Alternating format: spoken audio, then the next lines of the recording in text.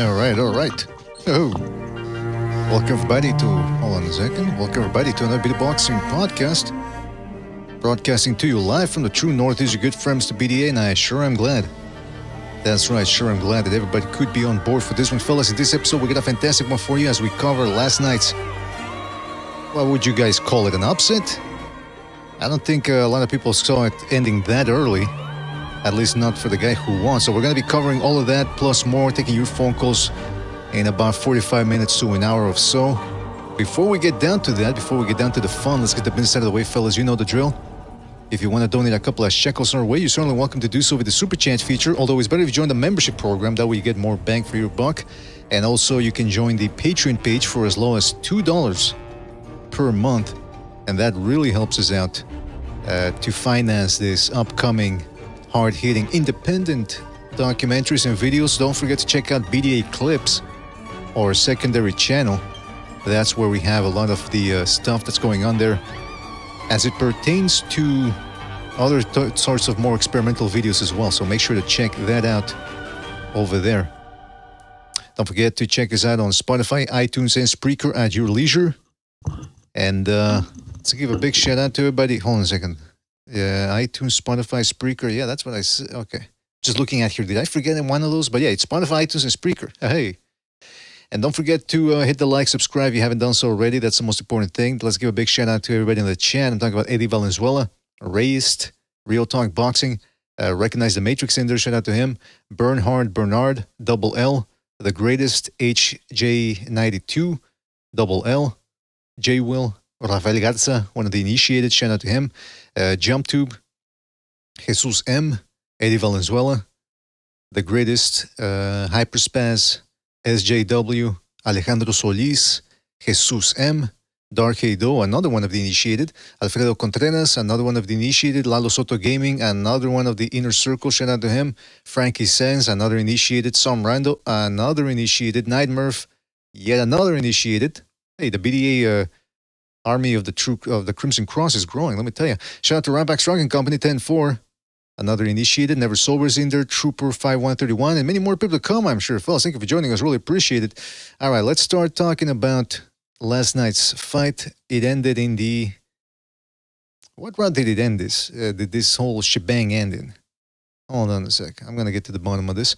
Actually, you know what? Before I do that, let me call a couple of people here and let's start discussing what happened yesterday. There wasn't that much boxing in terms of after the Bivol Beterbiev. That was a big mega fight for us hardcore boxing fans. And so afterwards, it was a little bit of a letdown saying, well, what's next? Tim Tszyu versus this dude. I mean, it was a difficult fight coming in, but a lot of people, Tim Tszyu was the favorite, and yet he manages to go in there and just splatter Tim Tszyu all over the ring. Hold on a second.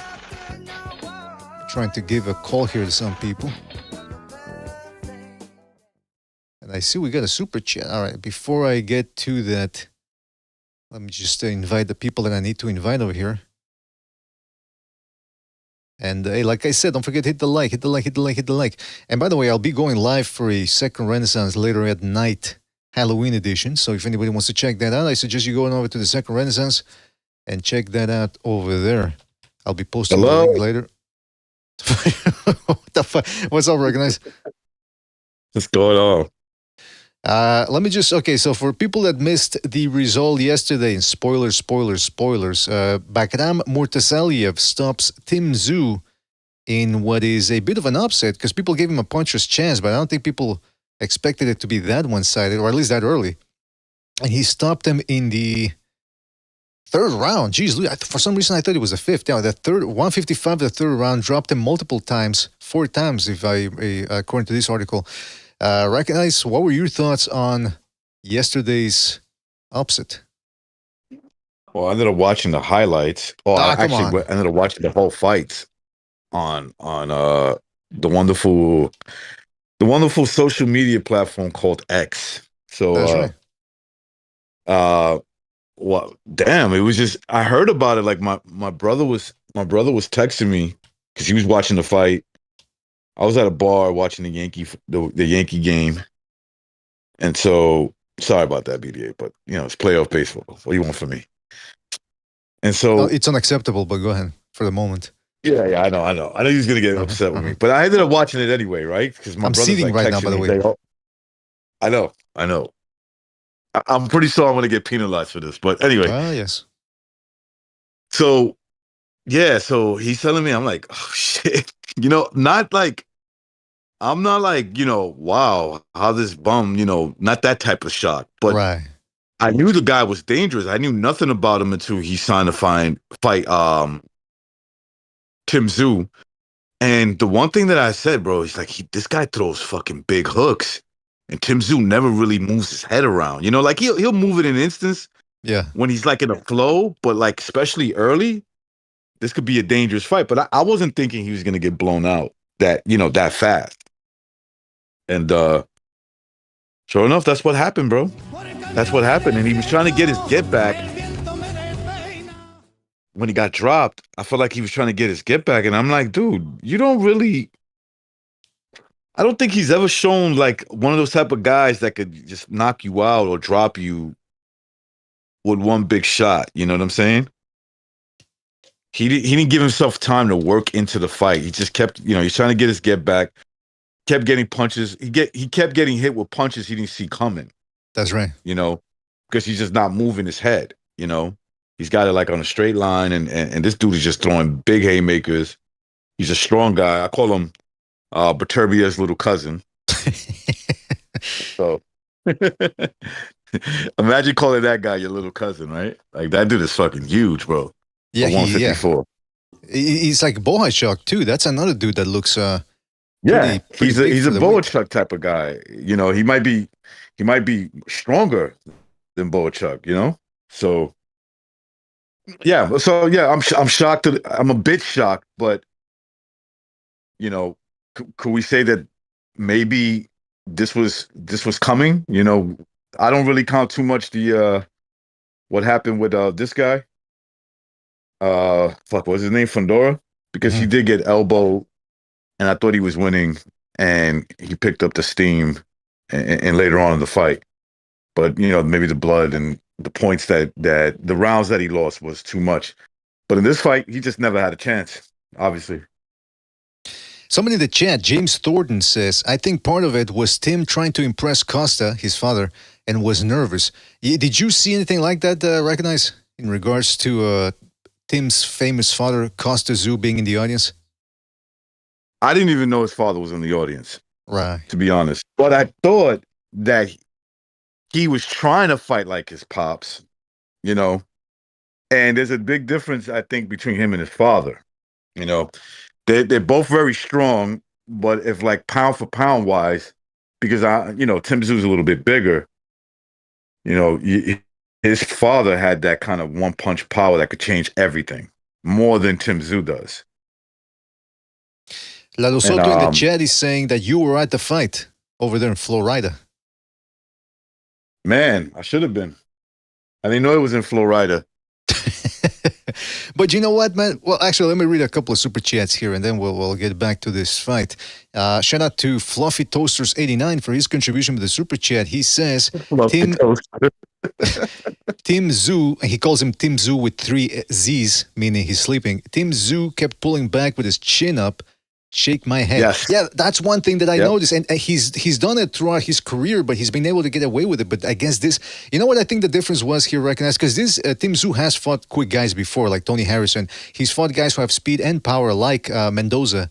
That was before the Fundora fight, and he was able to minimize the amount of times he got hit. I think, like you said, he got hit and never recovered, but also it's because he was fighting a long guy who was throwing the volados, as we say in Mexico, those wide hooks.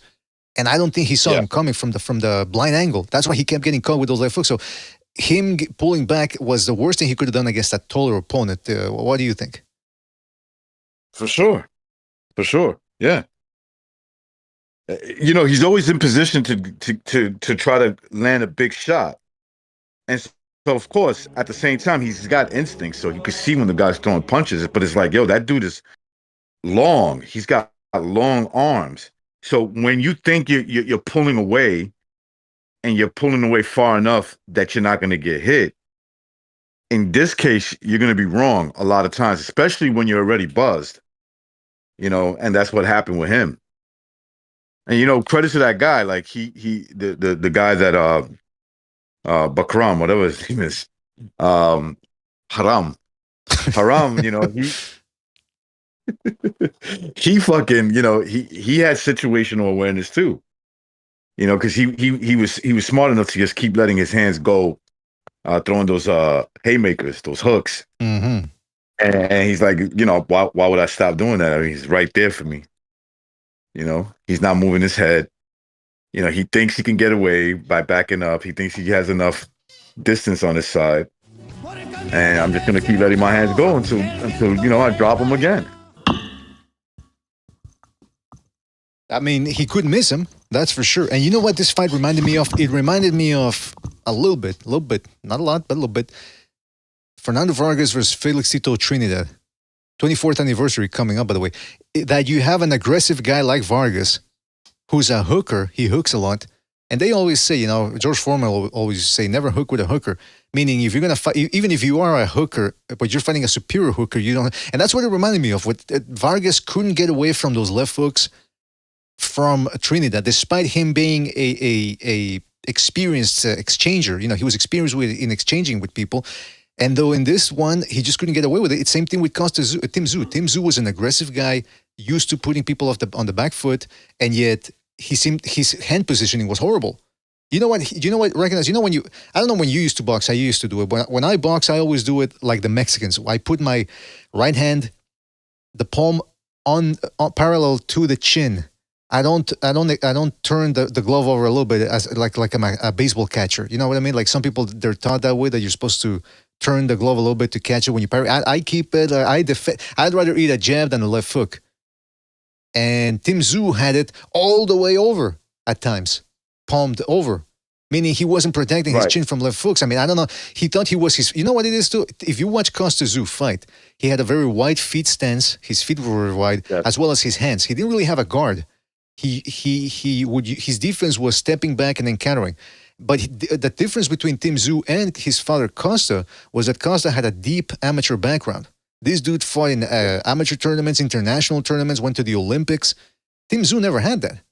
And yet he was trying to replicate situational awareness seems to be on Costa Tszyu's side over his son.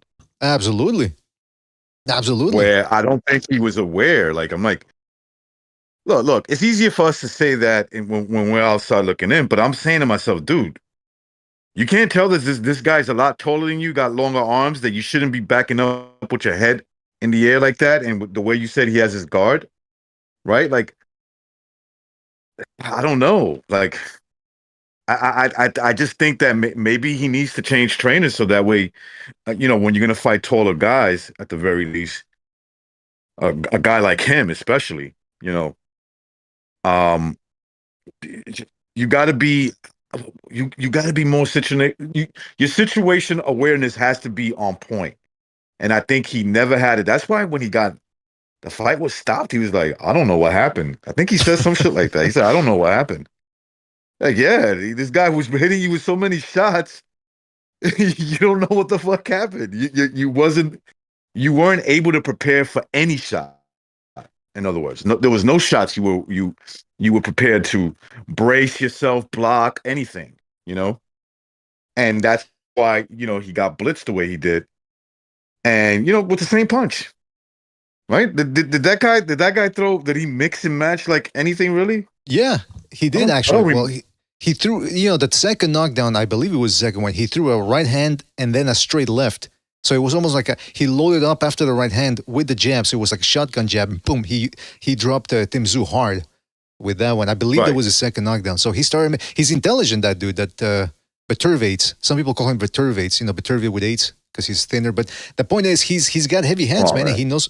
I mean, I didn't come up with that. But he knows what he's doing. Now, before we continue, I want to indulge. I want to, ask people to please hit that like. Hit that like. It really helps us out.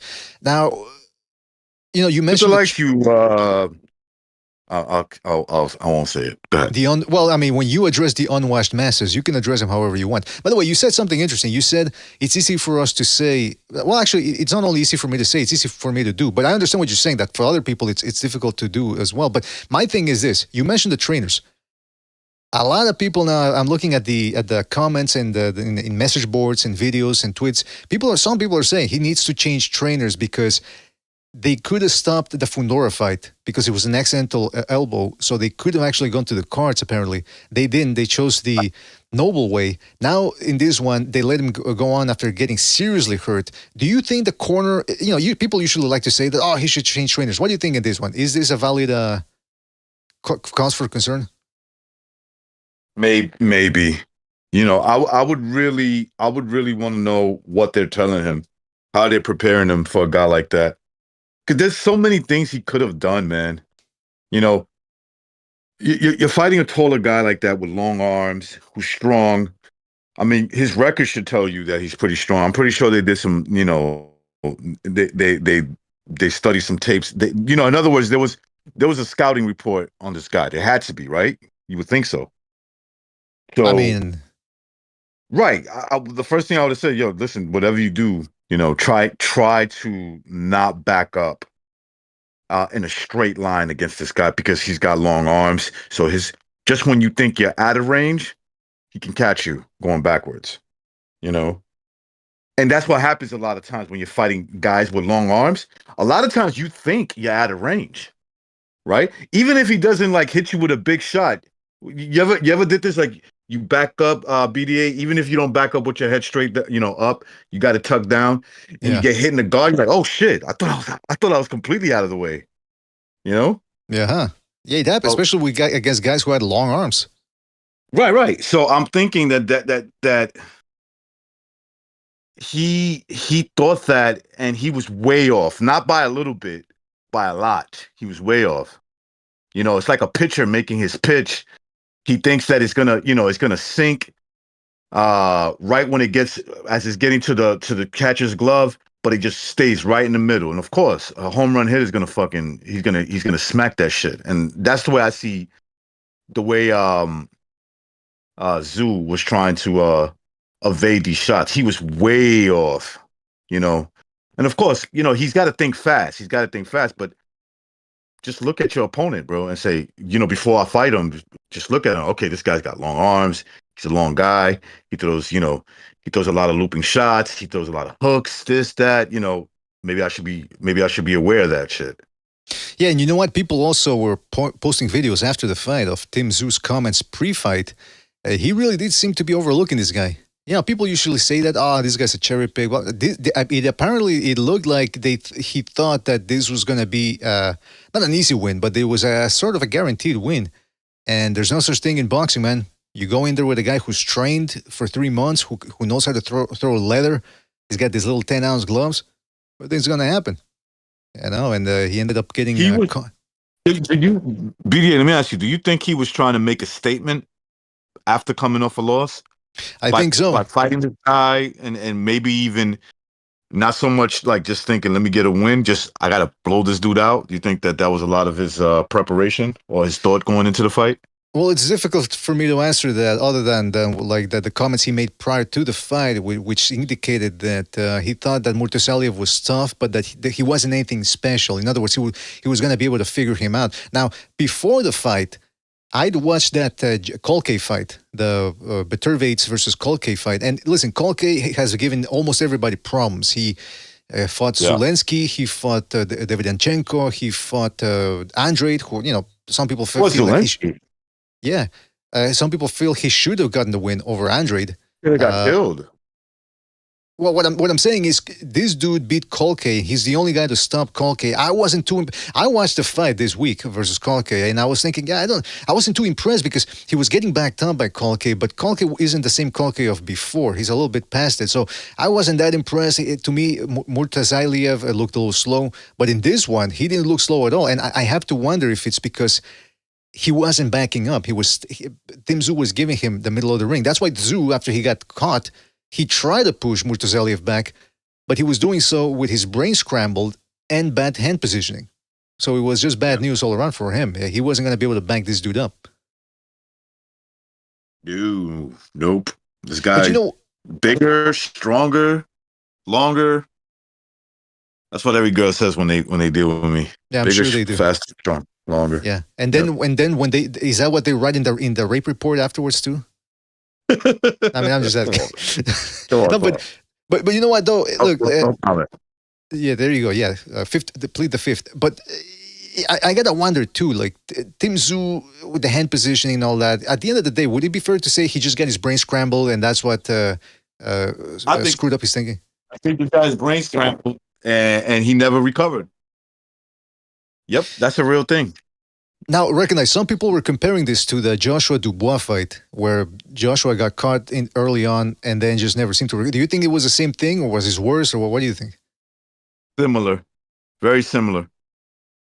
It had that same type of feel, like it's a little different. Obviously, it went the fight went a little longer because he got stopped in the third round, and but they got dropped just as much, right? I think Joshua went down 3 or 4 times, and so did Tszyu. And Tszyu was like never really able to like regather his thoughts. You know what I'm saying? Even after at the end of the second round, he goes back to his corner. In the second round, I think he got dropped like 2 or 3 times, right? Didn't he get dropped like at least twice? I remember that. I believe so. Yeah. Yeah. So he obviously that wasn't enough time to gain his composure, and the kid just kept the You said his last name. I'm gonna call him Bakram. Because I can't. I'm having a hard time. Bakram. Bakram. So Bakram, right? He just kept the pressure on him. Like credit to that dude, bro. He knows enough. He knows enough. Like this dude is in trouble. I got him in trouble. I'm not gonna stop the pressure. I'm not gonna stop the, the pain that I'm inflicting on this dude. And he's not doing anything to stop it anyway. That's right. He's trying to get his get back. Yeah, he was just an open target for old Tim Tszyu. It seemed like he was trying to get his get back while he was hurt. That's exactly what it was. Yeah. Because I mean, get back while you're hurt at the same time. It made a certain amount of sense because you got to back this dude up, but you got to do that. Like Tim Tszyu did try to put his hands up. Even Keith Thurman pointed that out. He said, "Hey, he's trying to tighten that guard up," but it was too late by then. Let me read a couple of super chats here real quick. Shout out to MUA2 who says Murtazaliev was fasting during the Kolke fight. All right. Well, I mean, you're fasting, but you're still eating. I mean, it's not like you're starving yourself. And by the way, not for nothing, but I think a lot of these dudes, I think they sneak in a chocolate bar or something during Ramadan. I mean, I'm not casting aspersions on all Muslims, but I'm just saying, I know enough Muslims here in Canada who, they know the tricks of the trade, if you know what I mean. Shout out to Just. He's saying they cut corners. I mean, listen, hey, I'm not saying, I'm just saying they're blowing up certain corners, if you know what I mean. They're not cutting corners, they're blowing them up. Hey, I'm just saying. What do you mean blowing up? Well, I'm saying that, they're barging through them, is what I'm saying. Shout out to Just Brian for his contribution. Blowing up, barging through them. He's also like I mean, I didn't say he's hijacking the corners. Anyway, shout out to Just Brian for his contribution to the super chat. He says, I blame Mirage for Tim losing. I mean, listen, you can blame Mirage for a lot of things. I don't think you can blame him for Tim Tszyu losing. I blame Mirage. I'll be honest with you, I do. I blame him too. I knew you would. Come on. So shout out to Just Brian for that, his contribution. Shout out to Pugilist Zine for his contribution to Super Chat. He says, Bud now needs to fight Bakram, unify 154. I don't think that's going to happen. I don't think Crawford is willing to fight anybody not named Canelo. So, but we'll talk about that later. These kind of fights at this point, I would like to see them fight because I think at 154, Terrence Crawford got all the smoke he needs. He's not walking through 154 the way he did welterweight. Let's just be honest. That is not happening. We already seen it. Yeah, not without his size advantage. No, he don't got no size advantage. Exactly. These dudes got more size than him, and then on top of that, they're younger. Absolutely, yeah. So, man, what was I going to say? Oh, yeah, one last thing about Tim Tszyu, because I want to talk about Bakram, too. I mean, this is the guy that deserves the flowers, but Tim Tszyu was the big name coming in, at least in 154. So, a lot of people are also saying now, recognize, you know how it is in boxing, people jump the gun. Some people are saying he should retire. I think Rick Glazier was saying that as well on Twitter. What do you think? I mean, calm down, man. Maybe take some time off, I can see that.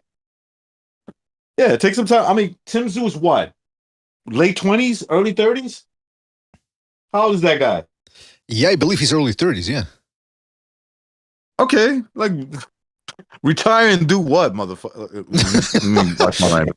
Right. Like, Right. what's he gonna? Yeah, like, you're that talented that you can fight at the world level. Oh, I got 2 losses, so I'm just gonna fucking retire. No, there's still some money to be made.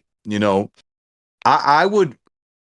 I think he's still young enough where he can reinvent himself in the ring. Okay. First of all, try to limit certain things about your father. If I was him, and if you are, then you need to be like, hey, listen, how was it that you were this effective? Have like real conversations with him and be like, how is it that what did you do to be that effective? Or was it just all natural? And if it's all natural and you don't possess that, come with a different game plan. Because when he fought Mendoza, I don't remember everything, but it was just like he showed that he was versatile in that fight. He did quite a few stuff that I was like, yeah, there you go. Let's kick a box. You know what I'm saying? He knows how to fight in situations that serve him better, according to the opponent. And again, it's hard to judge when a guy gets hurt the minute the fucking fight starts, right? How to judge him completely. That's why I say he shouldn't be. I would say no. He shouldn't retire yet. Yeah, I mean, At least maybe take some time off. Maybe take a year off of boxing. yeah, because you know what? I bet you the last thing he's thinking about right now is boxing. I mean, when a guy loses like that, just thinking about boxing makes him sick to the stomach.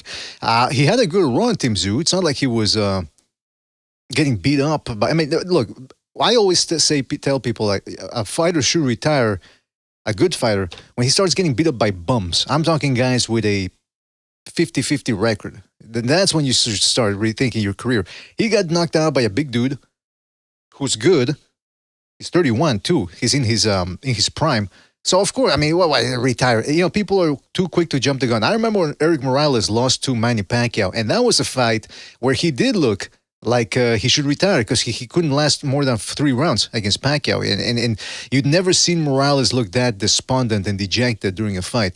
So what did he do? He came back in 2007, had a tough fight against David Diaz. Some people feel he should have won that one, but hey, the decision went against him. Took a year off, 2 years off, more than that, I think. Came back at a higher weight division, looking fat, but he started fighting literal bumps, started rebuilding his confidence, and before you know it, he's giving a much bigger and younger Marcus Maidana all he could handle. So, Problems. yeah, I mean...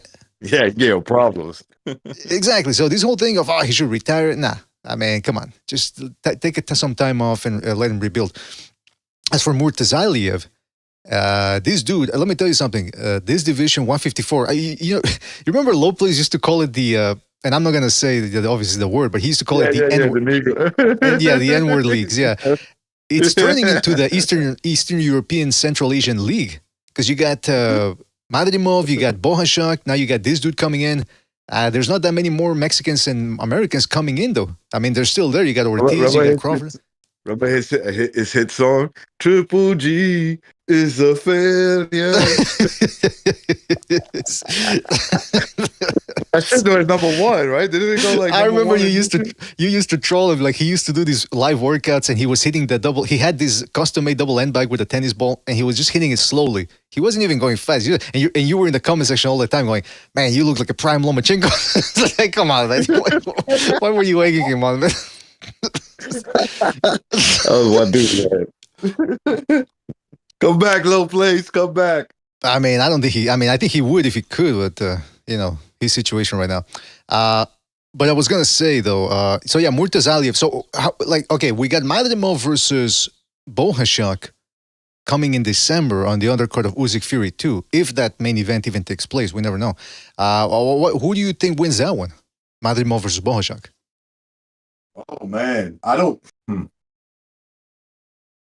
I think right now favoring Bohachuk slightly.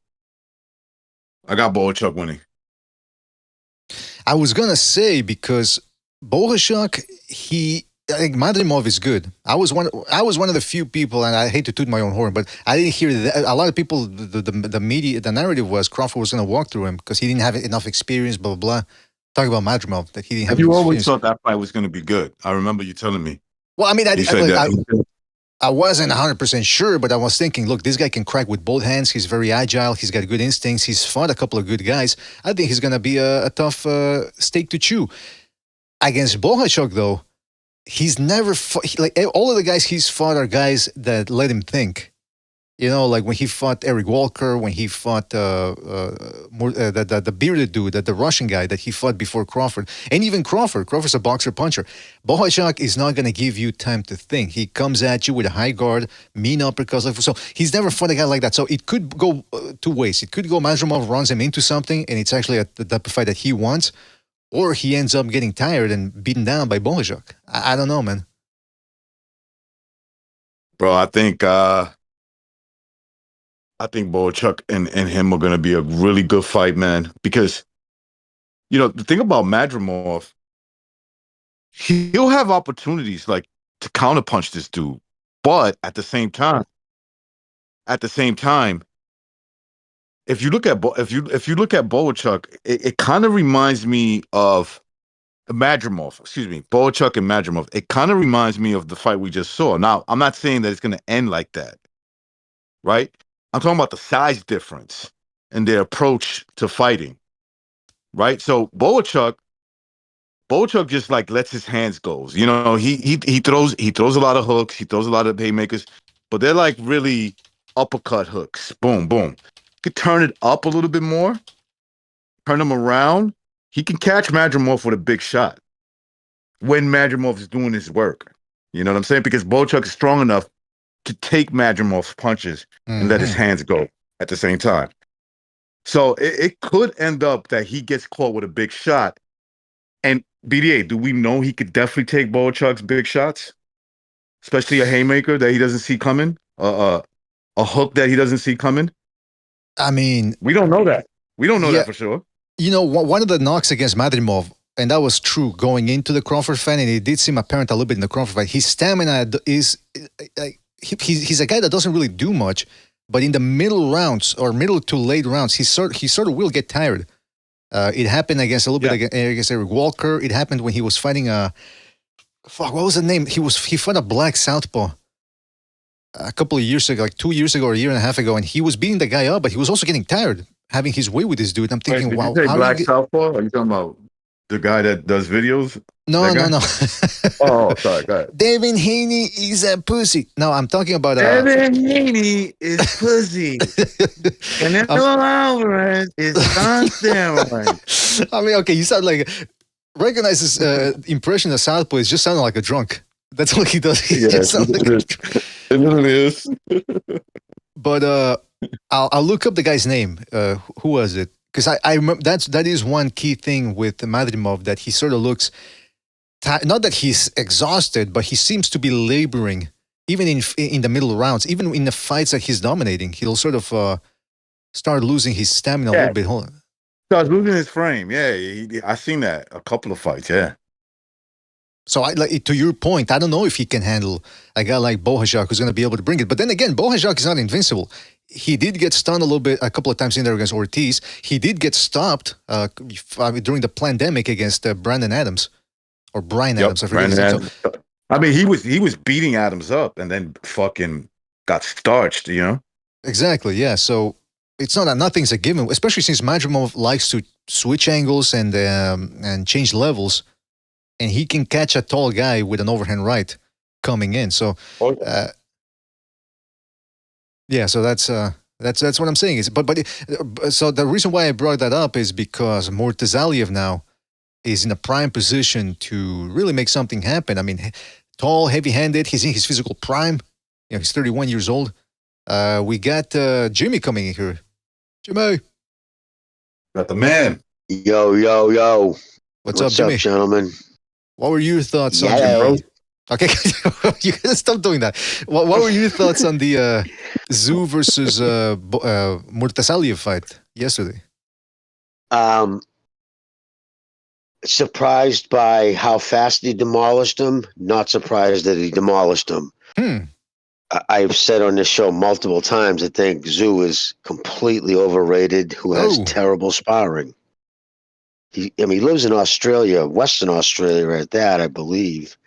Might be wrong on that, but unless there's some really badass Aborigines, who the fuck is he sparring out there? Like, motherfucker comes in with his head on a straight line. Did you watch? Just walked in straight, no pivot, no dip, nothing. Listen, you just look back at, come on. I don't know. I just think he's so overrated. And but then there's a reason that Russian kid was paid on 2 separate occasions by Jamel Charlo's team to take step-aside money, because he was Mel's number 1 mandatory IBF opponent for going on 4 years.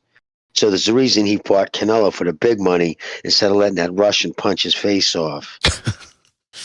Yeah, man. Because I remember, you're right, Jimmy. They were talking about this dude, and I barely knew who he was. Obviously, a lot of people did.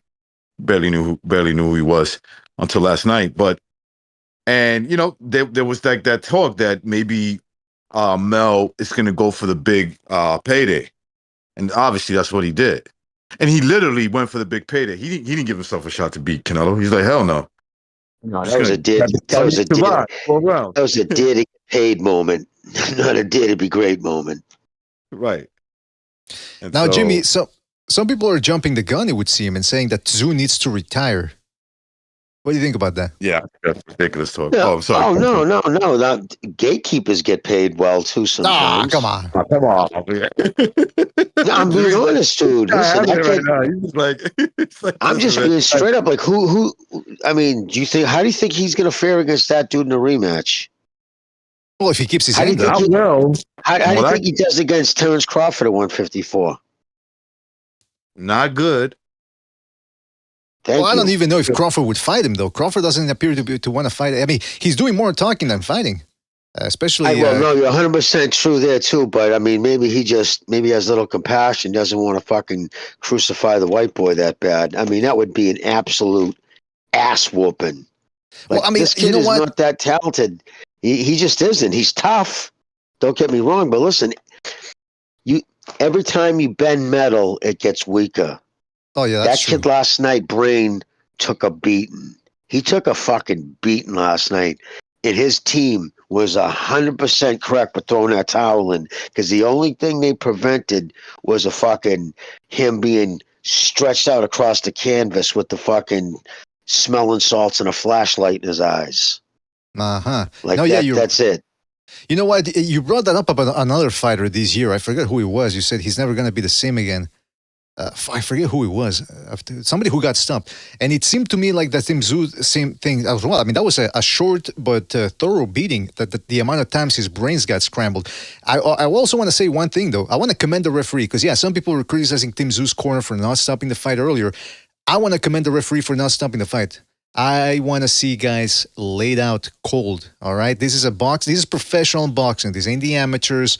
This ain't your fucking local gym academy, police academy tournament. This is professional boxing. If a guy, there's a championship on the line. Even though it's a diluted championship, it's a paper belt, whatever. It's a professional boxing fight. I want to see guys be giving every single opportunity so that they can possibly end up flat out on their backs, needing to take out the oxygen masks, getting them taken out on a stretcher. I'm sorry. It is what it is. I accept what I like in boxing. That's brutality.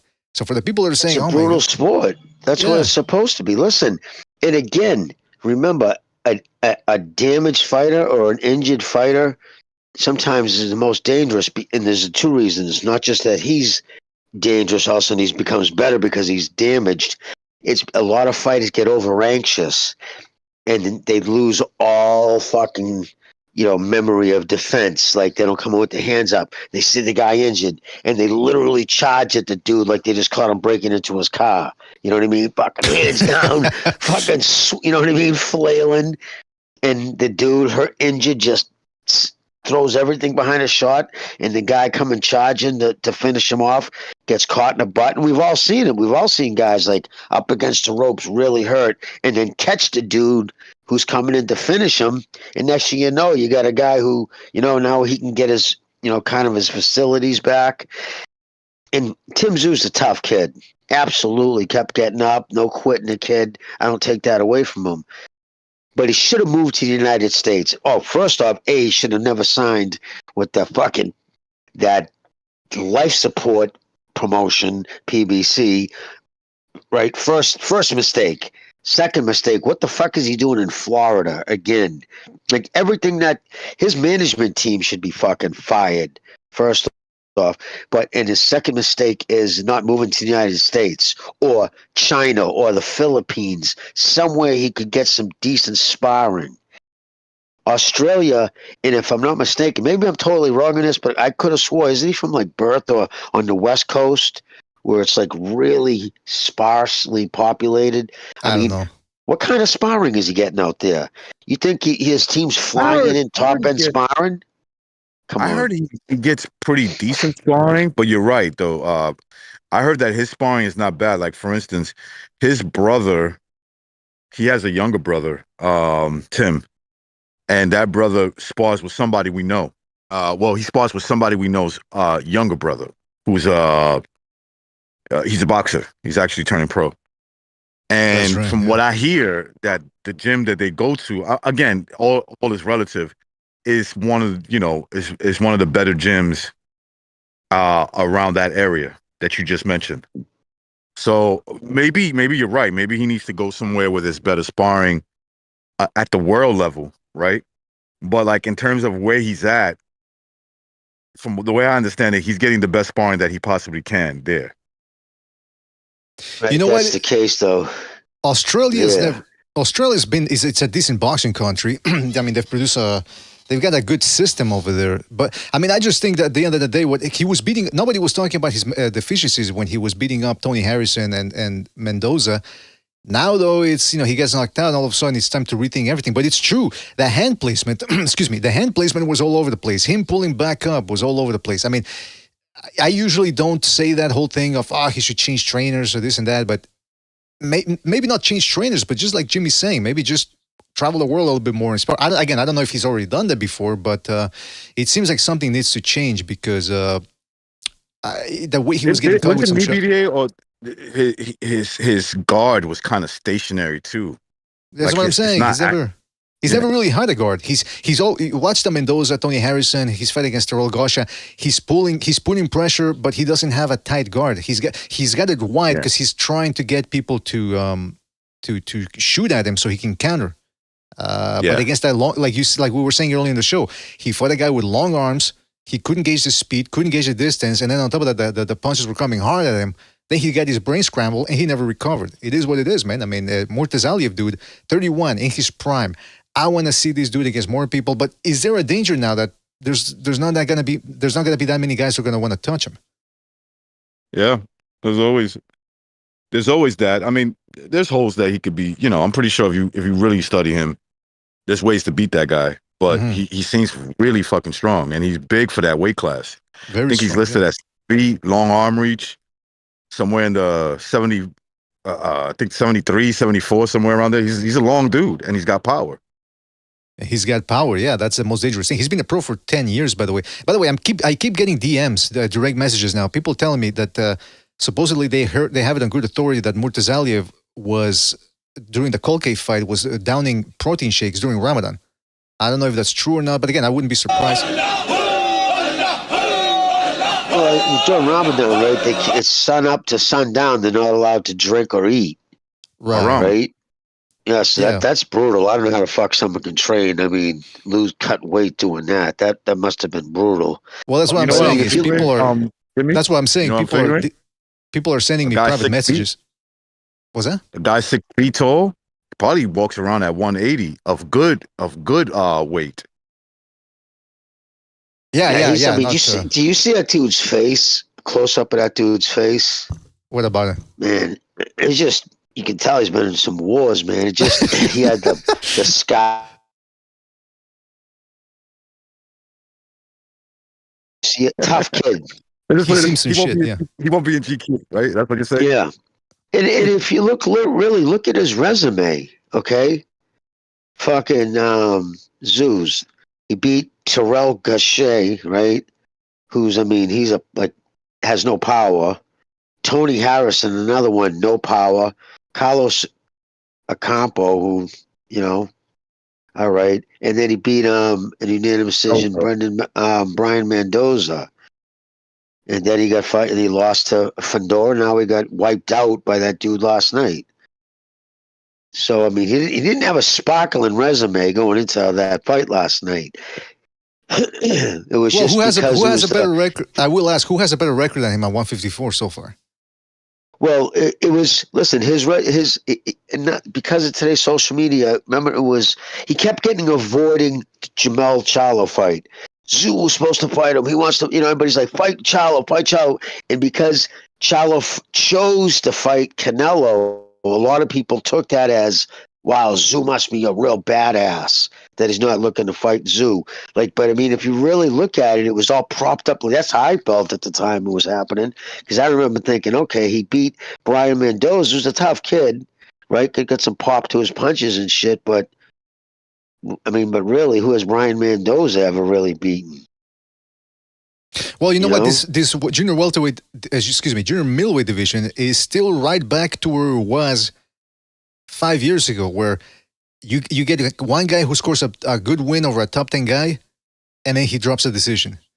Then the guy that beat him ends up losing another decision. Then, you know what I mean? It's like all these guys are trading, or almost all of these guys are trading losses. And in a way, that's good because it means it's competitive. But at the end of the day, boxing fans want somebody that's going to dominate. Now, let's take a look at the junior middleweight division. You got Murtazaliev. Ring Magazine had him rated number 10.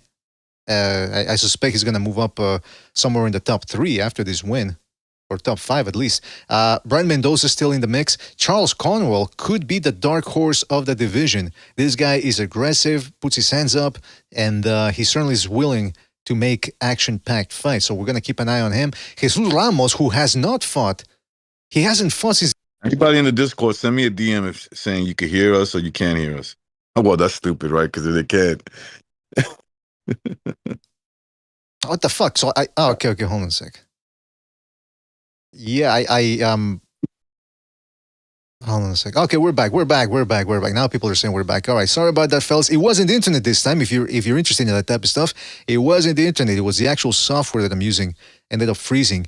I got to do something about that because the second time it froze. I was doing some experiments the other day and it froze on me. So hopefully that doesn't happen during other shows. But anyway, shout out to everybody who stuck it through. We're back. What were we talking about then? We were talking about the junior. Oh yeah, the junior middleweight division. So it still has some pop in it. You got Virgil Ortiz, you got Borja, you got Jesus Ramos, Sebastian Fundora in there, Madrimov, Terence Crawford. But unfortunately, Crawford appears to be disinterested in fighting any of these top junior middleweights. So I don't know what's going to happen, but it seems to be a good division. The welterweight division. If I'm not mistaken, I heard that that kid Mazurmov or whatever his name is, he was doing some sparring with Virgil Ortiz too.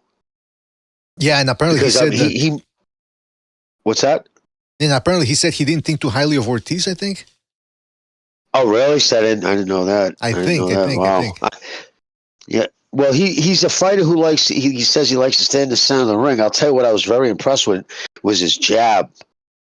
He puts a lot on his jab, and it was very straight. It was his jab that set everything up. Well, you got him walking in straight, set him up with a jab, and he follows his jab well. You know what I mean? He brings his right behind his jab real nicely, and he's a taller guy too. I mean, he's 5'11". He's got some height to him for junior middleweight or super welterweight, whatever the way you want to call it. But and like again, here's a kid who moved to Oxnard, California. I guess I don't know if he's making his full-time residency there, but that's where he moved to train for this fight. You know, so you're not going to get better sparring than Southern California. That's right, and that's where he's been sparring. And who looked better prepared last night? Oh, I'm confused. You're talking about Madrimov, what? Yeah, Madrimov. He moved to Oxnard, California. Right. That's where he trained for this fight. You talk about. believe Sorry, I think you're confusing the guy. Madrimov's the guy that fought Crawford. You're talking about the guy yesterday. I'm talking. No, I'm talking. Yeah, all right. I'm fucking up the names, the fucking Russian name. I'm talking about the kid who beat the shit out of Tszyu. Yeah, Bakram. Just call him Bakram. Bakram. He trained at Oxnard, California. That's where he was training. Yeah, he was. Bakram. Yeah, that's what That's what I saw Aegis Kilmas, or I think it was Kilmas, right? That's the guy that promotes Usyk and Lomachenko and all these other Eastern Europeans. I think that guy promotes him or manages him, and he seems to every time these Europeans fight, he's like, all right, you gotta spend a little time in Oxnard or California to train over there. So it's always good to travel all over the world and get some sparring all over the place. Why not? I'm gonna open up the phone lines, by the way. Excuse me. Gonna open up the phone lines, but yeah, this junior middleweight division, I gotta tell you, 4 years ago, it was the welterweight division that was red hot for a lot of people. That was a division where, and even 10 years prior, or a little bit more than that, it was a division where people were jumping up divisions to get there because you had Pacquiao and Mayweather in the welterweight division. So you got guys like Robert Guerrero, Adrian Broner, Juan Manuel Marquez, all those guys jumping from lightweight or even beyond that to welterweight. Now it's junior middleweight. I'm not saying it's that hot. Obviously, there's no box office name at 154, but it seems to be where all the competitive matchups are. That's why Jaron Ennis recently, apparently, his father said, I think, they're considering moving up to 154. And I'm thinking, why not, man? There's nothing for them at 147. You got Barrios, who doesn't appear to want to fight him. Alistair Crowley in there. He's not really that good either, so what's the point of fighting him? Who are we talking about? Ennis? Yeah, Ennis. The only interesting name down there is Stanionis, and he's not really ready for him because he just came off that 2-year layoff and he looked rusty as hell. So why not move up to where the party's at and move up to 154 already? That appears to be and then Brian Norman doesn't want to fight him, so 154, man. Just do it already. Yeah, if these guys are not willing to get in the ring with him or price themselves out or whatever the case may be, bro, there's plenty of dudes that will fight you at 154. Fight there. Yeah. Hey, that's the other thing, though, the Sheik. Because I was going to say that Bakram, I said he wasn't probably going to get too many fights, blah, blah, blah. But then I forgot that we got the Sheik. And the Sheik makes the big fights. He makes the fights that the people want to see. So I'm thinking, why not, we probably will see him, right? In the near future against some of these top guys. Especially since he's got the Muslim connection. Remember, Never Sobers was talking about the Muslim connection last week. So, the Sheik seems to have a soft spot for fellow Muslims. So why not make it, Bakram was shouting Allahu Akbar. So why not? He's probably going to get some good opportunities over there, isn't he? Yeah.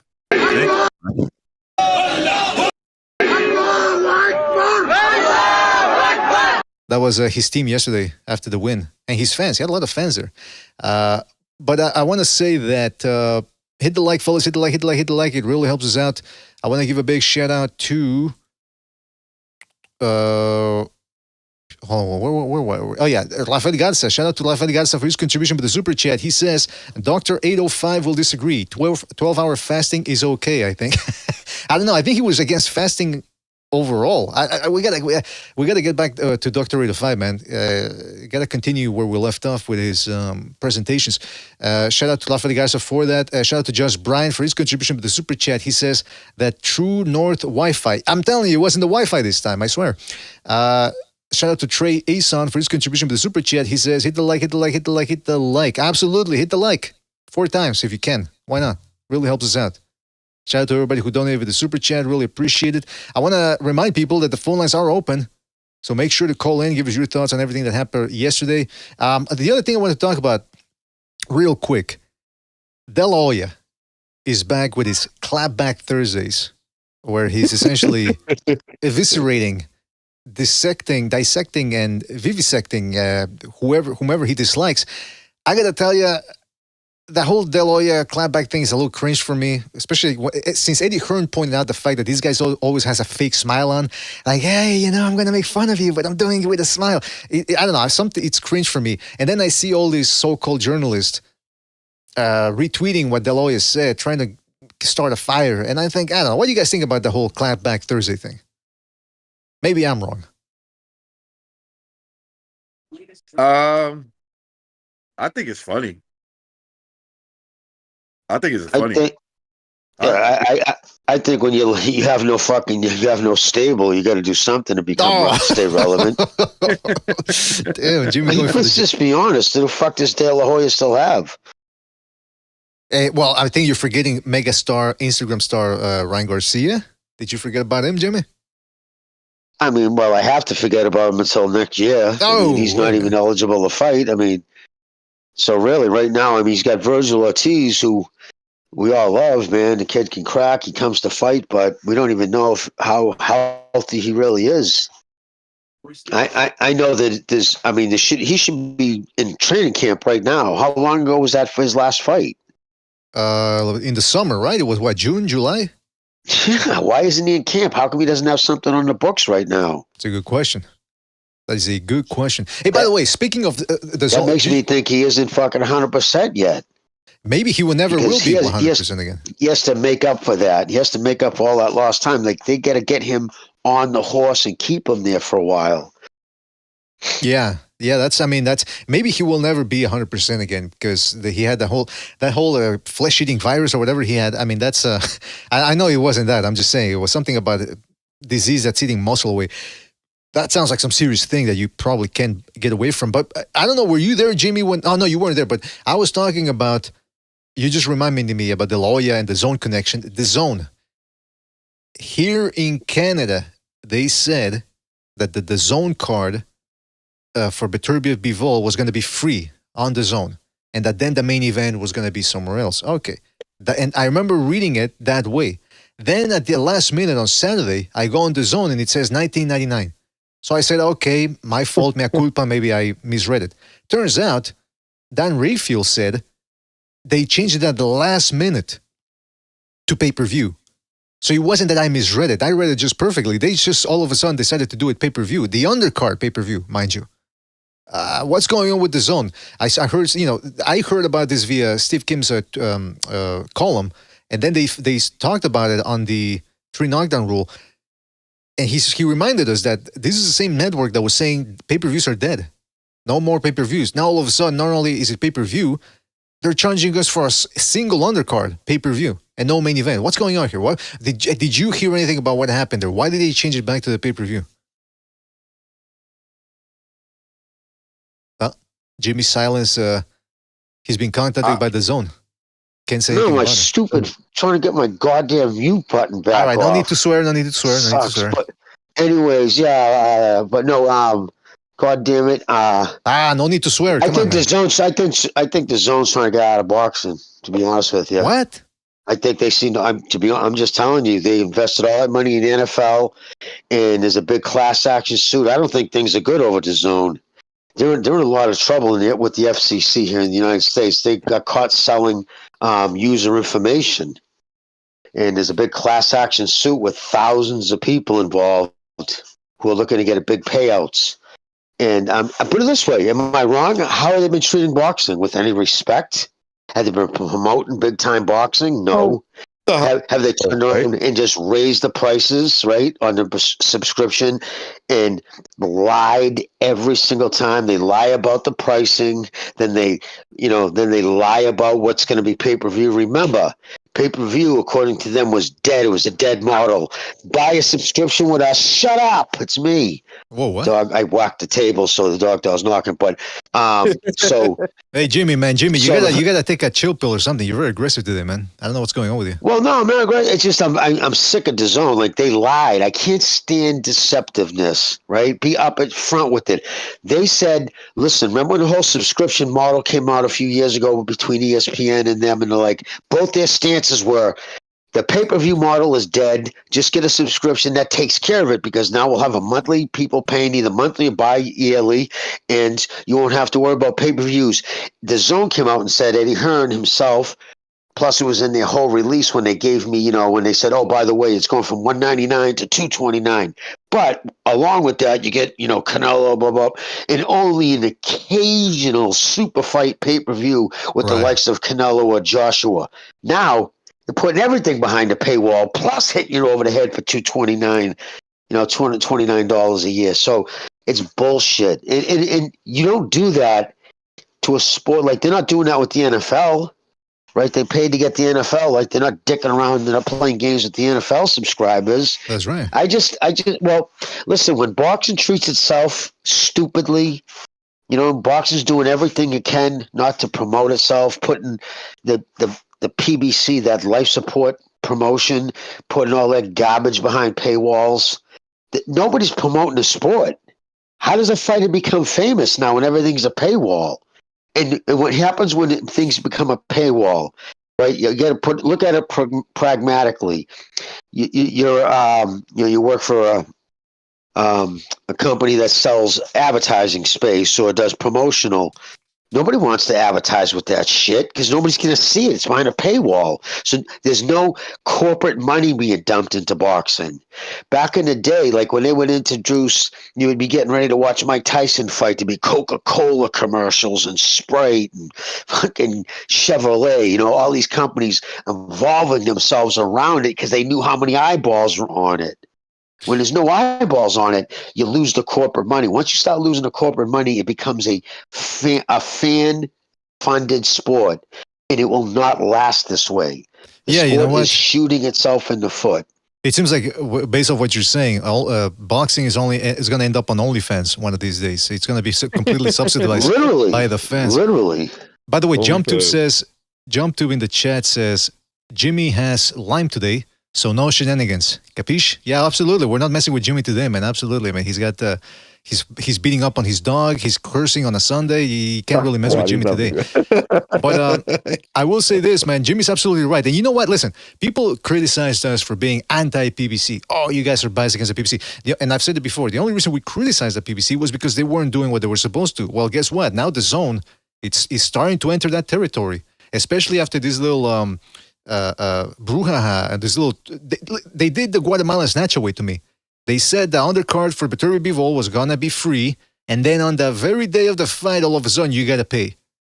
I mean, that is unacceptable. That is not a mistake. That is not a typo. That is they switched it up on us at the last minute. And then could you picture the NFL, Major League Baseball, NBA ever doing that to their fans? No, that's they incredible. do, because they just know, like, they don't really care. Like, who are we going to offend?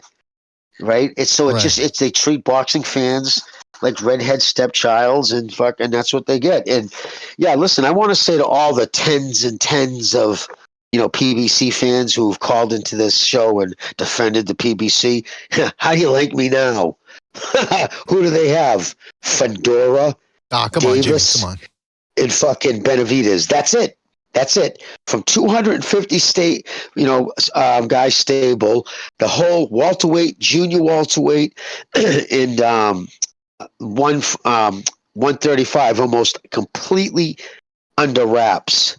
Now they get nothing. It is a shell of a promotion that literally has, I'm being honest, David Benavidez, Fedora, and Gervonta Davis. That's it. Any other champion, even decent champions like Rodriguez, has jumped ship. So they're either aged out, shells of themselves like Spence, or they're gone. That promotion has nobody.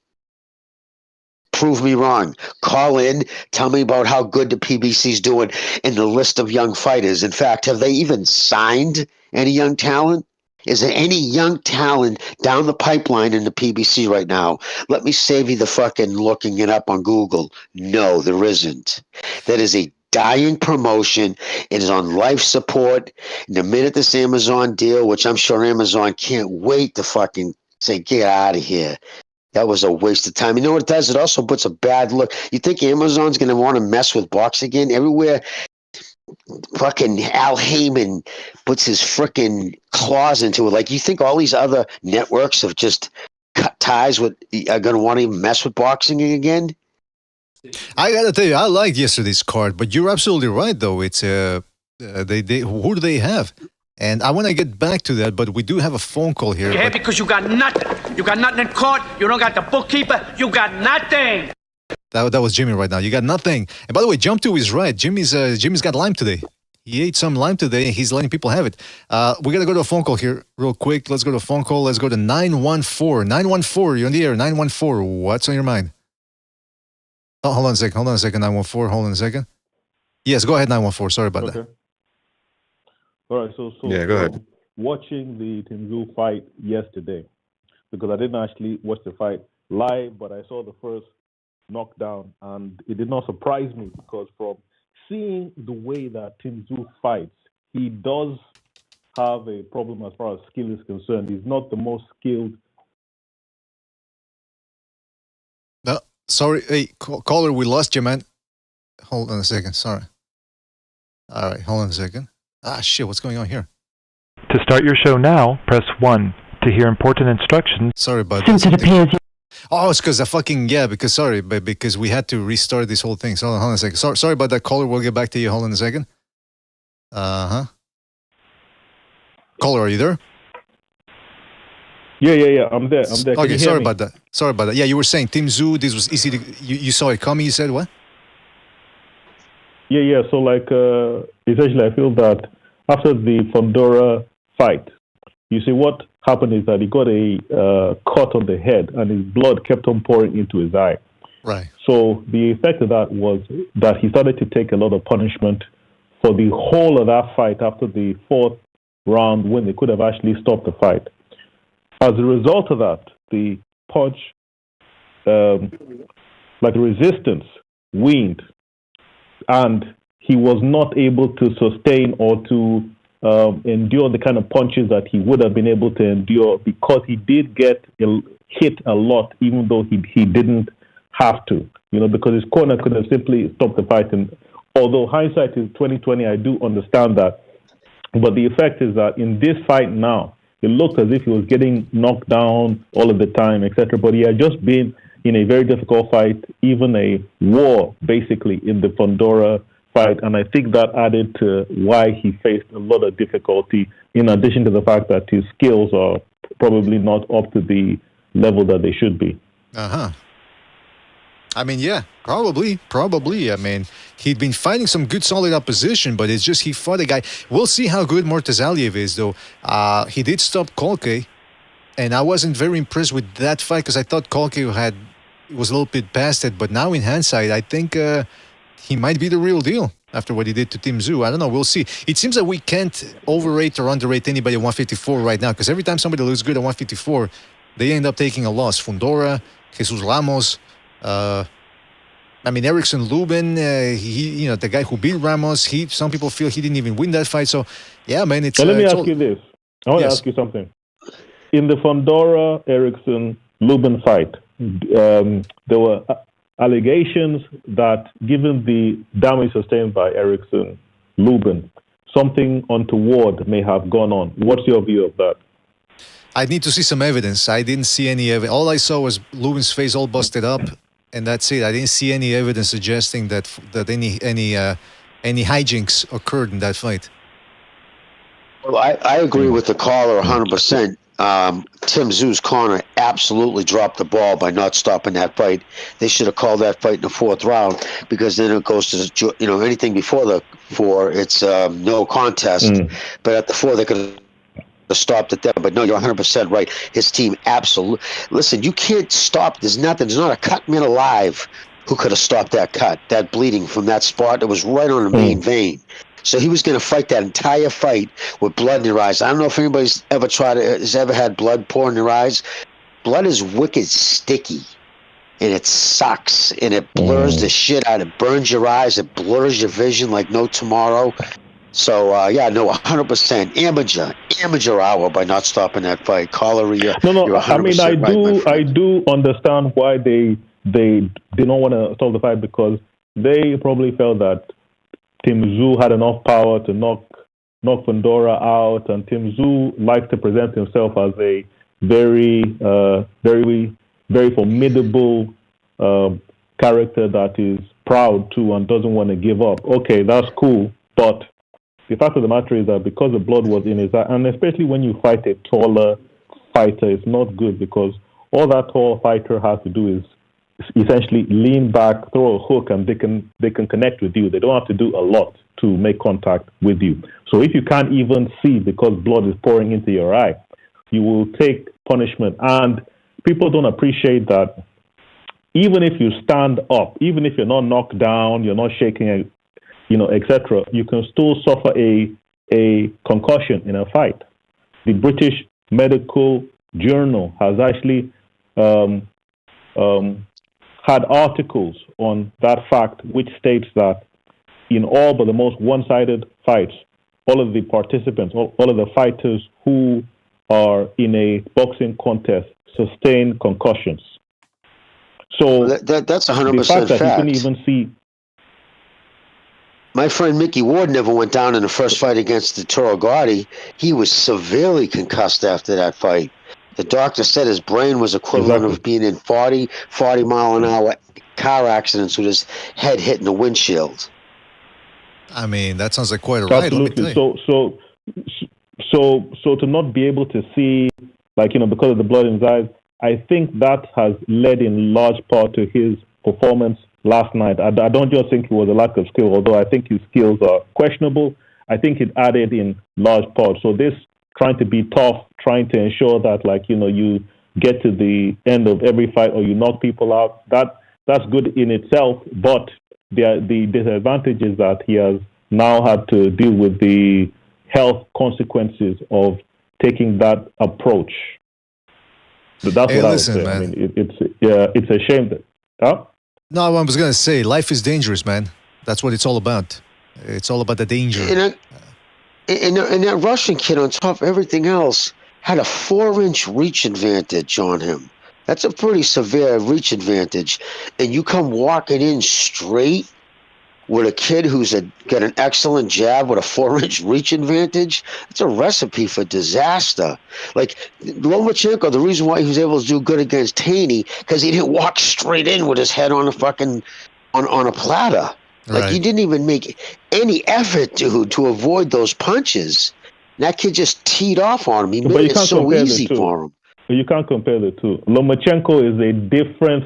He is a highly skilled boxer and professional. Highly skilled. Tszyu is not. He's not like exactly. Tszyu is like. That was my point. I was trying to show the extremes of someone who knows how to come in. Like, you know what I mean? You'll notice he comes in different angles. He changes his rhythm. He does different things to throw off the other person's offense. Where Tszyu literally just, I'm going to get you. I'm running in with his hands up with his fucking head right on the straight line. Yeah, that was weird, just man. Crazy. That was weird. Absolutely. And I think that in this era of Turkey al-Sheikh, it shows that when a lot of hard fights get made for boxers who have to compete, a lot of them start to lose. They start to lose because they can't be as protected as they were before in the past. I mean, if you look at the Frank Warren fighters of late 90s, etc., and a lot of the British fighters too, they were heavily protected. Heavily. If they had a title, they will be facing people that are not known for a year or two before they face a real challenge. This is starting to change now. So they're pushing people into very difficult fights like the American fighters do. American promoters, for some reason, do not protect their fighters as much as promoters in other countries do. And I think when Hamza Shiraz steps up, because I see some people online saying that Johnny Beck is going, or he's going to knock out Johnny Beck, etc. I don't think so. I really don't think so. I think when Hamza Shiraz steps up, he'll probably get knocked out by Johnny Beck. I don't think he's going to be able to perform the way that he did against Amo Williams. So it just shows that when the best fight the best, it's more difficult to anticipate who is going to win in that instance. Absolutely. All right, well, listen, it was a good call. Thank you for your call, and the call back next time, right, man? Take it easy out there. Thank you. Take care. Bye. Bye-bye. Thank you. Bye. Yeah, the Sheik is making fights happen. I mean, Jared Anderson, apparently Bob Arum had told, or Tom Brank rather, had told Jared Anderson, don't take that fight against Bakoli. And he said, no, I want to take it. Why? Because there was good money involved. So he took it. And you saw what happened. He wasn't ready for that. Not that he would have probably ever been ready for Bakoli, but what I'm saying is Top Rank, there was a reason why Top Rank was babying him over there in ESPN, fighting all these guys, these Bulgarian lorry drivers, as Tszyu would have said. And by the time he steps up against a bigger guy who's got experience and who can whack, whoops, all of a sudden, he looked like Tszyu yesterday. So, Yeah, man. I mean, I think it happens all over the place. It's not just the Americans that baby their fighters. It's everybody. But now with the Sheik coming in and him offering big money for these fights, people are starting to take risks. I think that's good for us. I think it's good for the boxing fans to finally see the best fighting the best. Speaking of that, we were talking about DAZN then. DAZN really dropping the ball lately. Hopefully they don't get out of boxing because they got the Sheik now. That's the other thing. The Sheik has lured people into his circle now. You got Top Rank in there. You got Eddie Hearn. You got Frank Warren. You even have Ben Shalom now.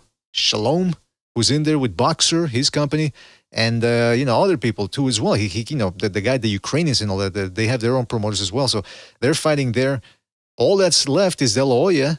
Oh no, actually, excuse me. De La Hoya too has been involved with the Sheiks, and all that's left is really the PBC enterprise and the Japanese apparently.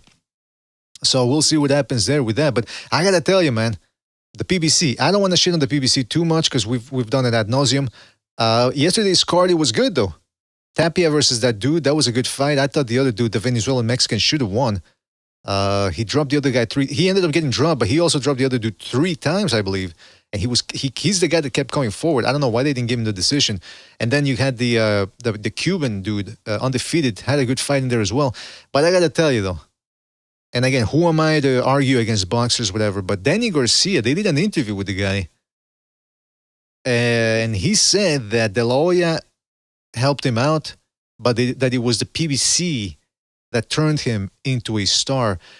Guys, I might have missed it. I might have missed Danny Garcia mania all those years ago when he was a big star. But what do you guys think? I mean, he's the fighter. He's the one that went through the experience. So when he says that the PBC did a better job of promoting him than De La Hoya, what do you guys think? Should we go against the fighter's word? Okay. I'm sorry. I just got to address this one. That prodding hooker from Philadelphia. Listen, his biggest fights and his biggest wins were under the Golden Boy umbrella. Every one of them. The second he went to the PBC, his career fucking nosedived. I mean, absolutely nosedived. He was in one big fight that he lost against the Thurman fight, but he lost that fight. But yeah, I nosedived. He did nothing after that.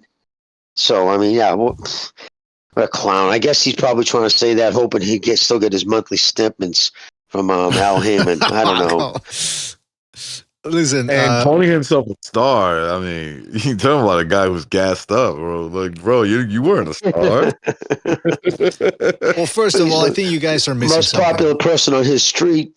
No. I think you guys are missing something. I think you guys, as always, no offense, but sometimes you need a guy like me to come in here and redirect you and center you. I think you guys are missing the big wins over Paulo Malignaggi, Robert Guerrero, Brandon Rios. Those are some big wins, guys. That was Danny Garcia mania. That was the height. I mean, come on. No, but listen, let's compare and contrast what happened when he was with Golden Boy and when he was with the PBC, solely with the PBC. When he was with Golden Boy, they were bringing him up nicely. They put him in there against faded guys like Nate Campbell and Kendall Holt, but they were dangerous at the time, even though they were faded. So they put him up against those guys to see what he could do, and he beat him. Then he beats Eric Morales twice. He beats Amir Khan. He beats Zab Judah. He beats finally Lucas Matisse, who a lot of people remember. Matisse was like a 140-pound Golovkin in there. Very few people gave him a chance. 4-1 favorite too. Was that? If I believe he was a 4-1 favorite over Garcia. That was Garcia's biggest win by far. Yeah, I forget the odds, but he was certainly the favorite. And what happens? He beats him. Oh, now all of a sudden he's undefeated. He's a reigning 140-pound champ. He looks like he's going to be a star. Then what happens? He goes to the PBC. And what happened then? I mean, so he plays second fiddle. That's when his father made comments like, "Why should we fight fucking good guys when we can fight?" Remember that poor prick they beat up on, they dragged up? Yeah, that dude. What Salka? The fucking Salka. The white kid they brought up from Pennsylvania just to beat up. I mean, that famous picture, him almost breaking his head off. But yeah, his power didn't stay. He should have stayed at 140. Listen, he still could have made 140. That's just laziness. He thought his power was so powerful that he could go up to 147, and it didn't happen. Literally, the kid has not had a significant victory since 2013. That's 11 years ago. 11 years ago since he had a significant win. That's why Gonzalo was theorizing. I think that Bucho agreed with him as well that after the Jose Benavides Jr. fight, he was crying. And they were talking about his mental issues, right? His mental health issues or whatever. Because that was a time when everyone was going with that narrative after Ryan Garcia's kickstarted. And so Gonzalo and Bucho were theorizing that the reason why he was crying was because he was realizing that his career really was stifled by the PBC starting in 2014, and that he could have been something bigger. In hindsight, what's his legacy going to be? I mean, he was the legit lineal 140-pound champion. Some people, I would call him undisputed because there was no dispute that he was the best guy in that division. Even though he didn't have all the belts, fuck the belts. You don't need all the belts to be undisputed. But then that's 100% it. That was, he was. But then that's it. Like Jimmy said, that was 11 years ago. Think about that. 11 years ago. But in those days, Pacquiao was still champion. Mayweather was still active. Donald Trump didn't even become a thought as a president yet. I mean, that's how long ago that was. Lifetime ago. Yeah, it's a generation ago, really, pretty much. And it's interesting how him, Keith Thurman, Errol Spence, what happened to those guys?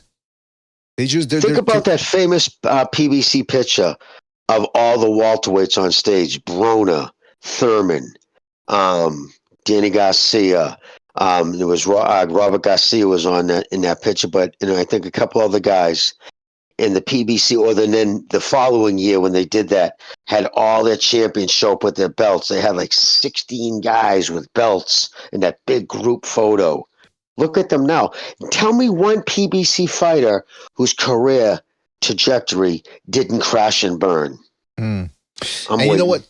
It's interesting because you used to call into the Steve Kim and Montoya show. I always forget the name now. For some reason, I was confused with Leaving in the Ring. It wasn't Leaving in the Ring. What was it called? The three knockdown rule.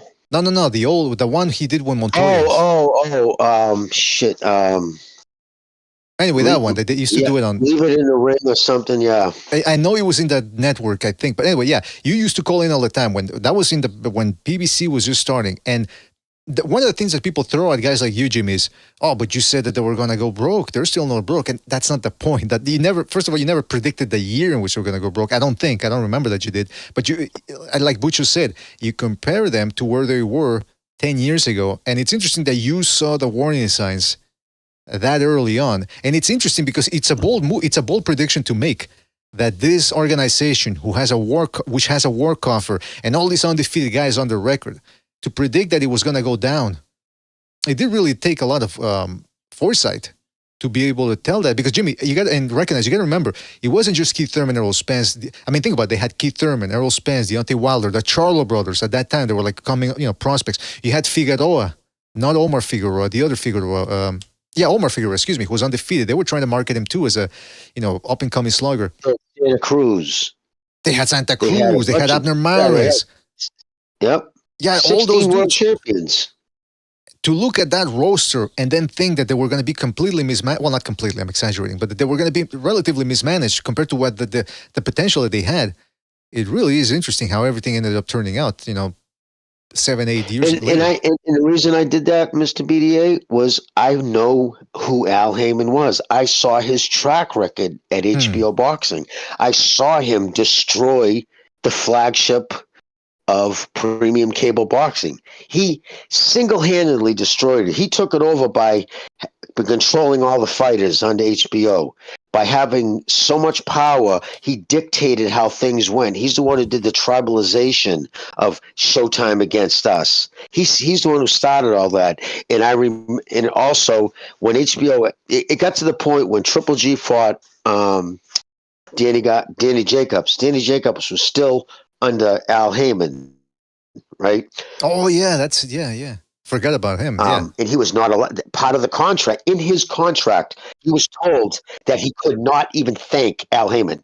They said, "Do not say his name," or they will or Al Heyman. So think about how bad of a taste Al Heyman left in the mouths of the executives at HBO Sports. He single-handedly destroyed that. And how did things work out for Showtime after 37 years? Everywhere Al Heyman has gone and controlled the sport, driven into the ground. So it wasn't a big deduction like, okay, so he's getting all this money, big war checks. He basically, and again, he's never, and here's another thing. He never actually took anybody from prospect to pay-per-view status. Mhm. Every fighter he had was fucking grabbed from another promoter. He basically emptied out Golden Boy, right? So all those fighters, Golden Boy, the Charlos, Danny Garcia, Wilder, all those guys were Golden Boy.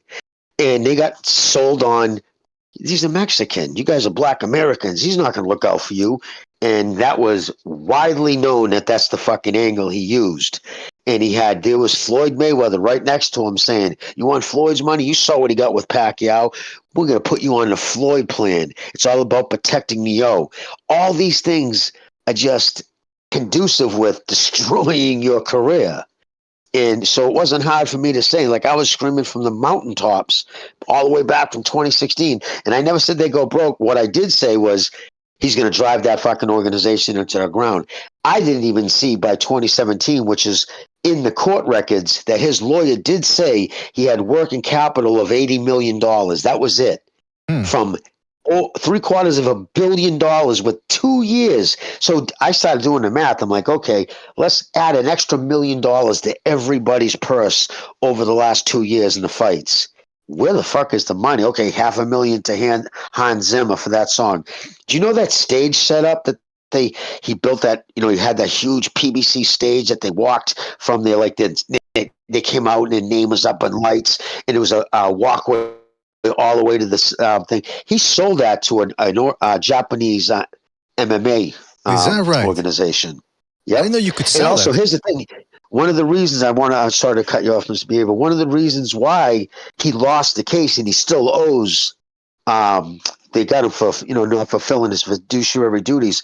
They said he told us that there'd be all kinds of PBC hats, you know, belts you could buy, jackets, all these things. And it was on the PBC website. But all of a sudden, within 1 year of the PBC, you went to that site and it just said not available, not available. The following year, it just wasn't there.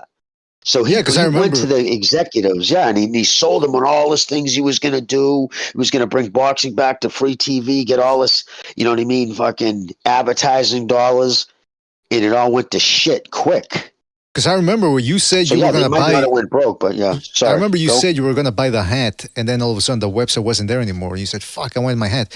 By the way, shout out to who is it? Yeah, Bernard.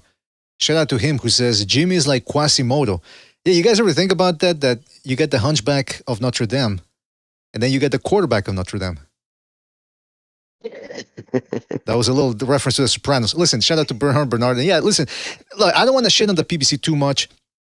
I've said what I've said about him. I will say, however, that yesterday's card was good. I was, like I said, I was entertained by it. And here's a glimmer of hope that I have for the PBC on Prime now, Amazon. Hopefully now, because, look. Apparently the rumor is Al Heyman's sick. And hopefully he recovers, blah, blah, blah. But hopefully he doesn't get anywhere near boxing anymore, because the rumor about Al Heyman was, and this is according to, what's his name, Thomas Hauser's article a long time ago. He said that Al Heyman likes to micromanage. He doesn't like delegating power. He likes to do everything. And the only reason why he has these low-level promoters is because he doesn't have a promoter's license. For him to call himself a promoter would open up a whole big old can of worms. So he has all his adjacent promoters handling everything. But for the most part, he handled everything. That's why things were going downhill, and things keep going downhill. However, maybe now with him, if he's out of the picture and you got all these other people handling the PBC, maybe now we'll start seeing what could have been 10 years ago. I don't know. Again, it's hoping against hope, because like Jimmy said, look at him now.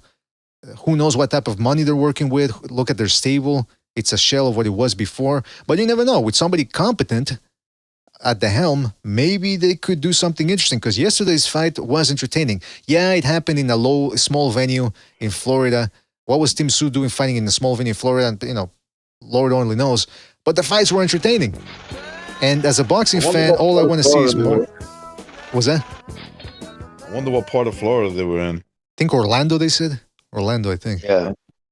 But here's the thing, though, right? It's a pipeline. If you don't have a pipeline of young fighters coming up, what do you have? And I should also say, listen, I left out Kid something from Oh, Kid Golden Boy. Chocolate. He does have him too. Kid. Oh, no. The Kid Chocolate. There's another kid's career who fucking fizzled. But yeah.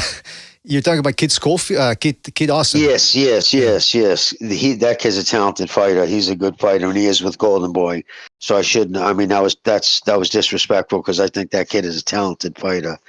He's with Golden Boy.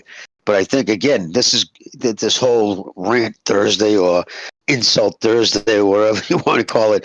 He's just doing it because I mean he doesn't. If you don't have the fighters to make the news, you're gonna have to make the news some way. So at least he's smart enough to keep his Golden Boy and his name in the news. But you know what gets me about De La Hoya? I've said this before. He's shitting on Eddie Hearn and all these other guys. Like, yeah, Eddie Hearn's had a horrible year. I never thought Frank Warren would beat him again and would be back on top. But there you have it. That's life. But for De La Hoya to be going at Eddie Hearn saying, haha, you don't have any more fighters anymore. I'm thinking, wait a minute. You're the guy that got so high and so drunk, they had to lock you up in rehab. And while you were all locked up in rehab, foaming at the mouth, these dudes, your friend, the Swiss banker, Richard Schaefer, along with the PBC, they stole all your fighters, or pretty much all your fighters. If it wasn't for Canelo sticking by you, I don't know how De La Hoya would have made it out of that hole. But he wouldn't have. If Canelo would have signed, he would have been done. That would have been the end of Golden Boy. That's why I find, it's like, man, you listen, you can be upset that Canelo left you. That can bother you, but you shouldn't go publicly with it because that dude saved your promotion. He had the loyalty to stay with you, right? When everybody jumped ship, Canelo stayed with you, kept Golden Boy afloat. So whatever happened going forward, you owe him that. So for him to start throwing shade at Canelo, that's the reason why Canelo came and said, "Oh, it was better. If I would have started off with the PBC, things would have been better." Listen, that was just. Canelo knows that's a fucking joke statement. He just said that as a jab to De La Hoya for like, where's your loyalty, dude? I kept your fucking shitty promotion, which it isn't a shitty promotion. I'm just saying that to be a dick, but afloat. And then you turn around and start throwing bobs at me.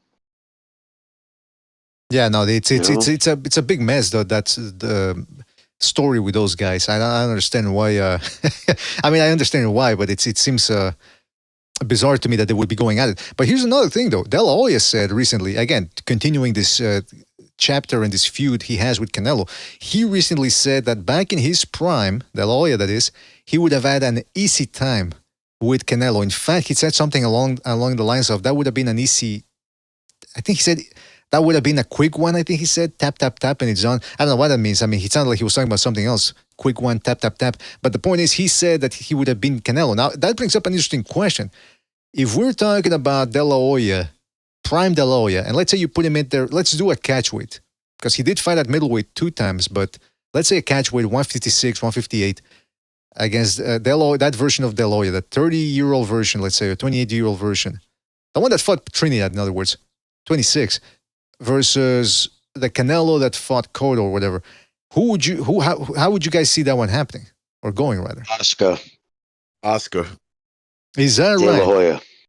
Absolutely. Now, I think the one that fought Triple G in the second fight beats Oscar at any point of his career. Yeah, because when he fought Cotto, he was eating a lot of jabs. But the only reason I don't go with an older version of Canelo, like the one that Recognize brought up, is because that was too big. That's a legit middleweight. Look, so you could make the argument that 147, 154 De La Hoya beats 154, 147, 154 Canelo for sure. I probably would say, I wouldn't say for sure, but I say I would favor him. Now, anything anything past that, I just think Canelo, he would have given Canelo a good fight, but Canelo would have been too strong for him. And if you look at the past, when it came to Oscar De La Hoya, especially when he moved up in weight, he had gas tank problems. So does Canelo, but Canelo pushes himself through the finish line. And I think he would just, at 160, forget about that. Canelo batters him. In the end, Canelo batters him.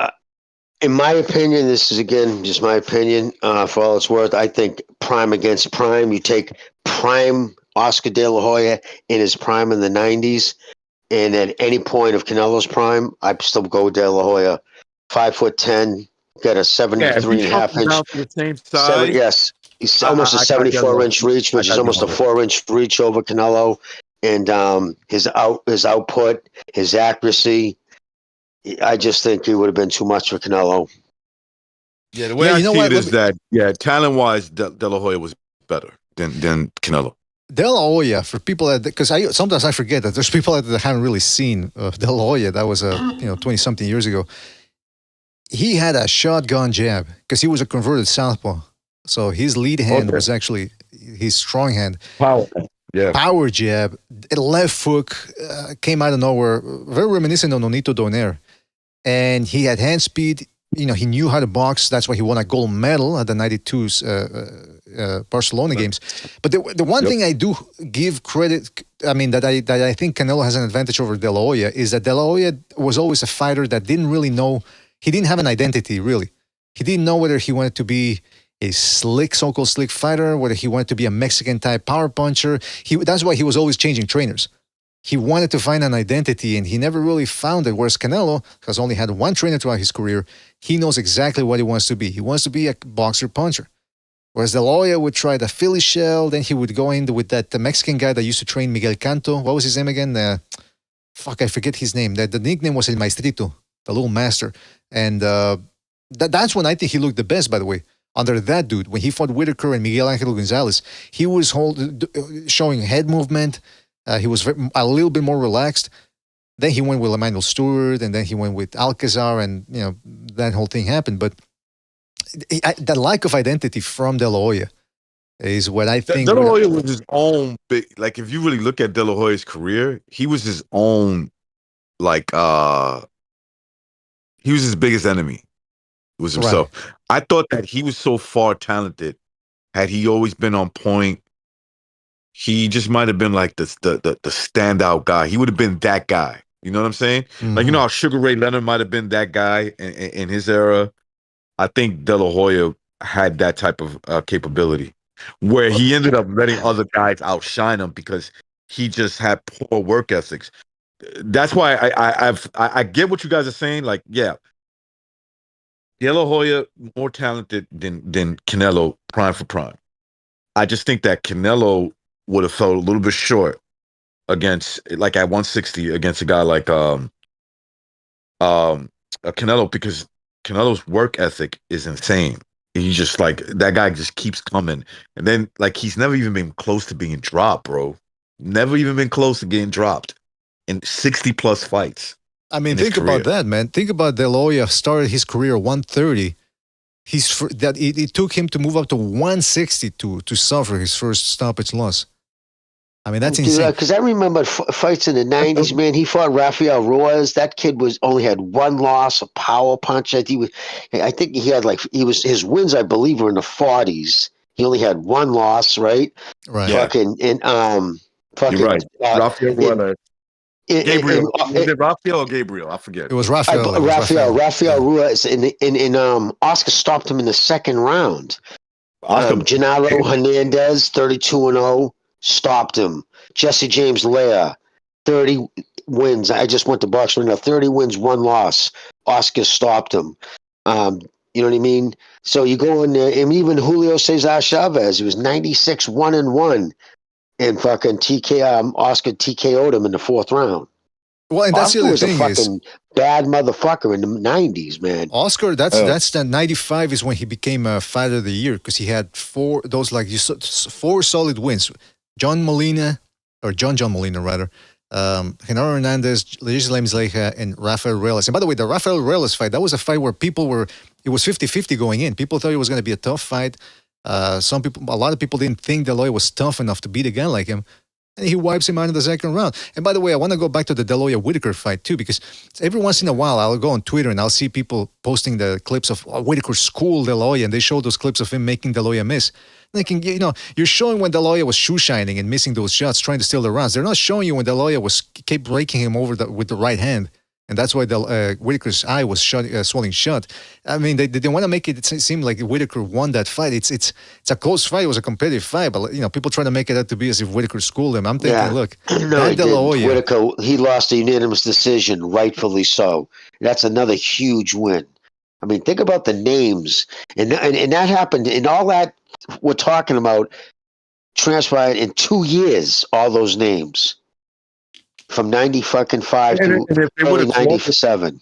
And Jimmy, if they would have called it the right way, he would have had a win against Sugar Shane Mosley in the rematch. Oh, yeah, that's true. Yeah, huh? Exactly. So that's what I'm saying. Like in the Hector Camacho, Wilfred Rivera, who was a tough kid. There was all kinds of, listen, his resume from just 1995 to 1998 would have got him in the Hall of Fame. That resume, just those 3 years, what fighter today has a resume that touches that? Yeah, I mean, listen, like I said, talent-wise, if you want to say talent-wise, yeah, I don't think there's many people that could fuck with De La Hoya. He won a gold medal in one of the most competitive Olympics that I remember. 84, 88, 92 were insanely talented amateur. I mean, that was just insane. And he won the gold. He was an insane. Listen, those pictures of the fucking the drugs and the the fishnets. It became kind of a fucking farcical. No, like really, kind of a, you know what I mean? Just like a caricature of himself. So because of that, that's what like everybody remembers what happened recently. And that takes shine away from who he was as a fighter. Oscar De La Hoya in the 90s was a bad motherfucker. Make no mistake about it. That's why I said in the beginning of this conversation, people keep talking about, I forget that some people didn't see the lawyer fight. You got 20-year-olds now. Yeah, we talked to a lot of people that they didn't see it. They may know about it, but they actually didn't see these fights. He was a phenom. He was. Yeah. Well, that's why Bucho, absolutely. Bucho brings up a good point, and we said it before that by the time he fought Trinidad, for all the marbles at 147, both guys undefeated, both guys had beaten everybody at welterweight. They were 26 by the time they fought. Yep. Everything they'd already done at 26. Meanwhile, you got guys like Tank Davis who haven't even done a quarter of that. They're already in the pound for pound list. Like Tank Davis is in the Ring Magazine and ESPN pound for pound list. He hasn't done a quarter. I mean, it's insane to me that nowadays how pampered these guys are. And by the way, I want to say something about Tank Davis because what's his name? Showbiz was on Twitter. And I don't know exactly how it started, although I can sort of assume how it started. He's asked why Tank Davis hasn't moved up to 140 yet, or something like that. So then a bunch of Tank fans started flooding his comment section saying, these guys rehydrate up 25 pounds, which is something we've been complaining about for years, by the way. Now all of a sudden they want to complain about it. And so Showbiz started flipping the tables on them and saying, oh, okay, so all these other guys that have gone up in weight divisions, Tank Davis can't do that. Okay, that's it. So he started trolling them back that way. In other words, saying, okay, so Tank Davis isn't that guy. He's not him, as they like to say nowadays. And these guys they can wrap their minds around that too. And it just highlights this point that we're talking about De La Hoya. Because, listen, were there any asterisks in his wins? Yes, I've always said that he was the A side and he implemented certain A side advantages. But he fought everybody. Tank Davis is a guy everybody. He's a guy Corte. Corte, yeah. Remember that fight? Yeah. Fucking guy was probably one of the hardest power punches at that weight class. Oh, Corte, his jab. Yeah. And he beat him. He was undefeated. 34 wins, no losses, 1 draw. De La Hoya beat him. Like, fucking Tank Davis. He's a fucking amoeba on a ball here on De La Hoya's fucking resume. You can't compare Tank Davis to it's just a joke. Yeah, an absolute joke. The guy doesn't even have a fucking signature win yet. Yeah, he still doesn't have it. Oscar De La Hoya from the weight classes that he fought in, that Tank fought in, which is from 130 to 140. That Oscar De La Hoya murks Tank Davis. He murks him. Oh, fucking one-sided beatdown. He started at 130, right? I mean, and he went up. It's crazy. He was dominating. I believe he went up and he dominated all the way because he fought Quatre at welterweight. Remember, he started at a weight 5 pounds lower than Tank Davis right now. And he did all this shit before he was 30 years old. Tank Davis is 30 now, and he still hasn't fought anybody. Doesn't have a signature win. So somebody posed a question just recently. If Tank Davis was to retire today, should he be in the Hall of Fame? And it's crazy his fans think he should be in the Hall of Fame. If he was to go in the Hall of Fame, that's it for me. Boxing Hall of Fame might as well just fucking lock the doors and throw some gasoline on that place. Well, he's going to probably make... He's probably going to make it in because now that the International Boxing Hall of Fame started losing its way, I want to say 20 years ago, because they allowed Ingemar Johansson in there. You know, Ingemar Johansson, okay, heavyweight champion of the world. He had one, he didn't even defend it, I don't think, right? When he won it off Floyd Patterson. So they let that guy in. Then they let in Barry McGuigan, who, okay, good fighter. He had that good win over Eusebio Pedraza. But I mean, really, that dude, then they let, and listen, we all love Arturo Gatti here, all the wars he gave us. But some people argue that the Hall of Fame should be like the Baseball Hall of Fame, which is elite. Only the elite make it in. And that's not what we're saying with the International Boxing Hall of Fame nowadays. Look, I love guys like, I'm happy you brought that up. I love guys like Bernie Williams, Paul O'Neill. But those guys are not Hall of Famers. Who are those guys? They're very good. They're very good players, right? Oh, okay. They're in that very good list. They're above average for sure. Okay, but yeah, you're right. Greatness is greatness. It is what it is. It's if everybody's great, then nobody's great. See, my thing, guys, I don't know what you guys think of this opinion. I used to say in the Hall of Fame, they should have like the Hall of Fame section, right, for the elite. And then you have a room off to the side, fan favorites. Guys who are just, great fighters who will always be remembered for the wars and the great fights. There you hang a Mickey Ward and a Toro Gotti. Guys like that. But they don't belong in the Hall of Fame. They just don't. Their resumes don't deserve it. And Toro Gotti, I'm a huge Toro Gotti fan, but he don't just belong in the Hall of Fame. That's where boxing kind of hurts his the historical brand, right? Like compared to other sports, team sports and shit, and even probably single sports like tennis and whatever. They anybody who was a champion, pretty much at one point of their career, like it seems like that's the ticket to get you into the Hall of Fame. Now, if it was like this guy became a champion when there was only one belt and he had to fight top 10 guys all the way, until he fought the champion and then beat the long reigning champion. Okay, that's different. I might put a guy like that in the Hall of Fame, even if he fell off. It's different. It's like there's multiple belts, right, in every weight class. A guy doesn't have to fight. He doesn't have to do the process of elimination. Pretty much, he doesn't really have to. And if he does, it's there's always some controversy behind it. So it's like it ruins the product. Not just because you want a belt in a 4-belt or 5-belt era doesn't make you let's just punch him into the Hall of Fame. And it's not just they win a belt, right? Recognize they also win junior belts. Like his fans love to call him, like to introduce him as 3-division world champion. No, he won baby belts, junior belts. They weren't the actual titles. So he should not be called a 3-division champion. You know what I mean? He went up to 140 and, got that fucking fake belt against whatever the kid's name was. And then he was fighting for vacancies, or he was like this last belt, the last real belt he has. It was gifted to him. It was emailed to him. He didn't have to fight anybody for it. It's a joke. Wilder doesn't deserve to be anywhere near the Hall of Fame. Gervonta Davis doesn't deserve to be anywhere near the Hall of Fame. To hang their names in the Hall of Fame against the guys who are in there is an insult to the sport. And to me, it'd be the final nail in the coffin as far as I'm concerned. If they put those guys in, I'm done with this fucking sport. I'm just done. Well, first of all, here's another thing. Here's another thing about Tank, right? I've seen at least 2 times where there's probably more,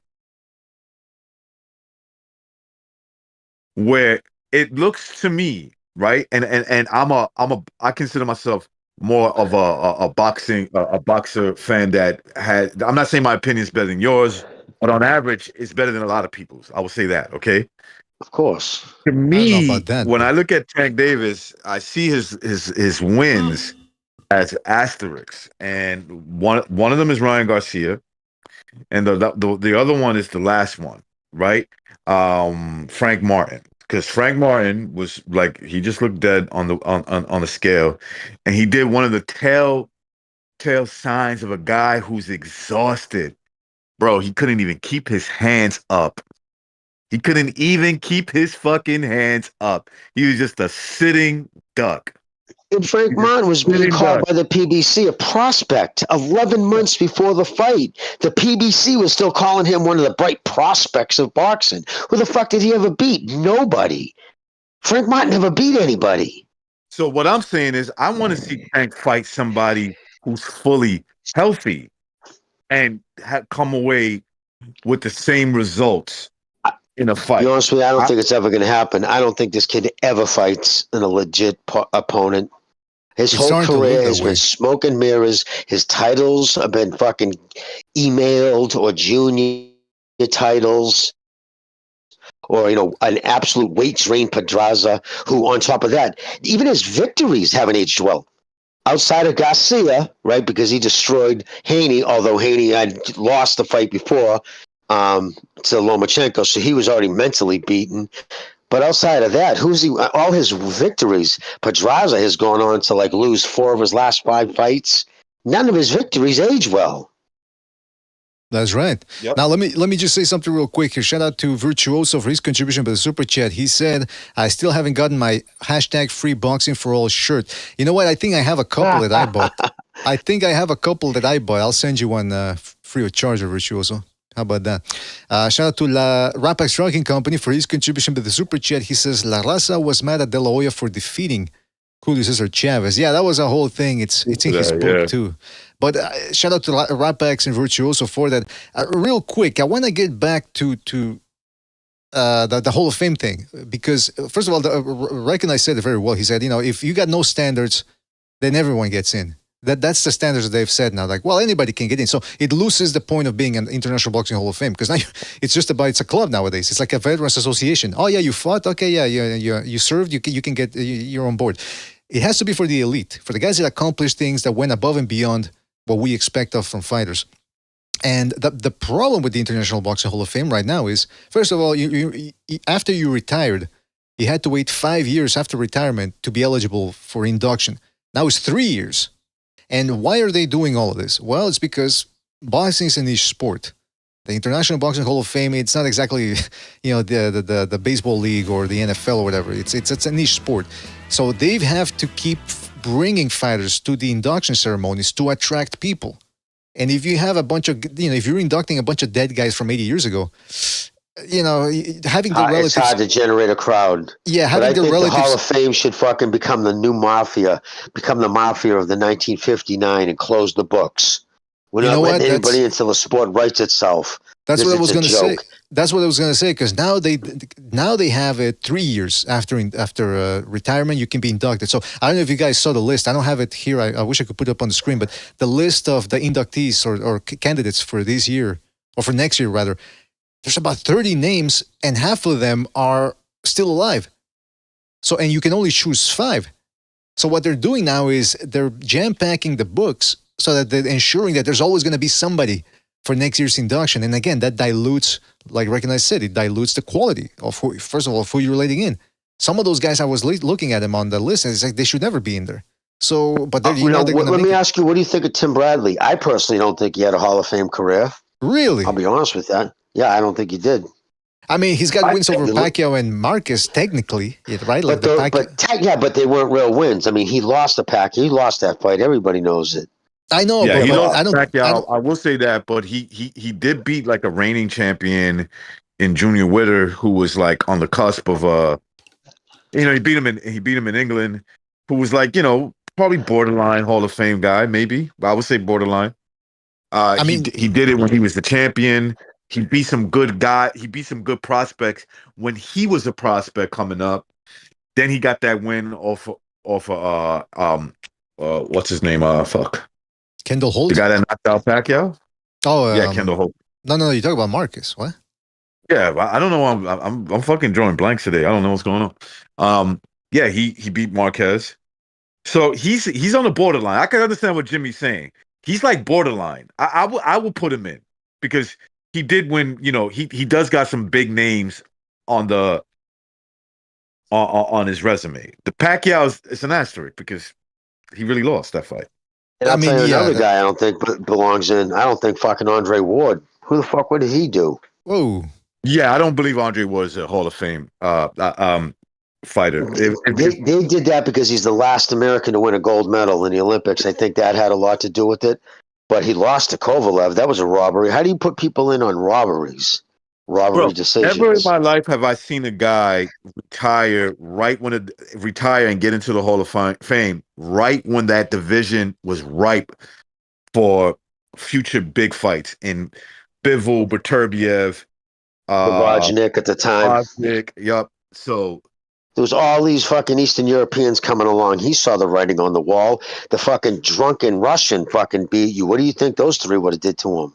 Yeah, they would have beat him. He would have not got through that resume and came out with without a couple of losses, but at least one loss. Yeah, and now here's the thing too. If that fucking fight was scored correctly and he lost that fight to Kovalev, guaranteed he wouldn't have made the Hall of Fame. Because if you look at his resume before that, really, who did he ever beat?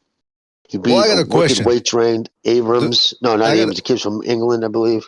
I got a question. Should Crawford be in the Hall of Fame? Yeah. Yes. Yeah. I believe he should have because of the number of divisions he's become undisputed in. 3-division undisputed fighter. Yeah, I do. I believe it definitely. I think he has a much better resume than Tim Bradley. Well, who did he beat though to become undisputed? Although I'm also the guy who's been saying all along, Spence wasn't that good. Spence isn't the guy people think he is. I was screaming out from the mountaintops. Because I'm looking at it. Fans thought I was crazy. I'm looking at it like this way. Crawford, okay, 2-time undisputed. Okay, who did he beat at 140? I mean, Indongo, Felix Diaz. I mean, that's not too far away from Bradley. But though, to be honest, hold on, let me finish. He was decent. Okay. Yeah, okay, he was decent, but then, I mean, like Jimmy said, Bradley, when he beat Junior Witter was a top 3 junior welterweight. He was knocking people out left and back. Bradley, virtual unknown, goes to England and beats that guy over there. And then he unified with Kendall Holt, who was also red hot at the time, knocking people out. Then he beats what's his name?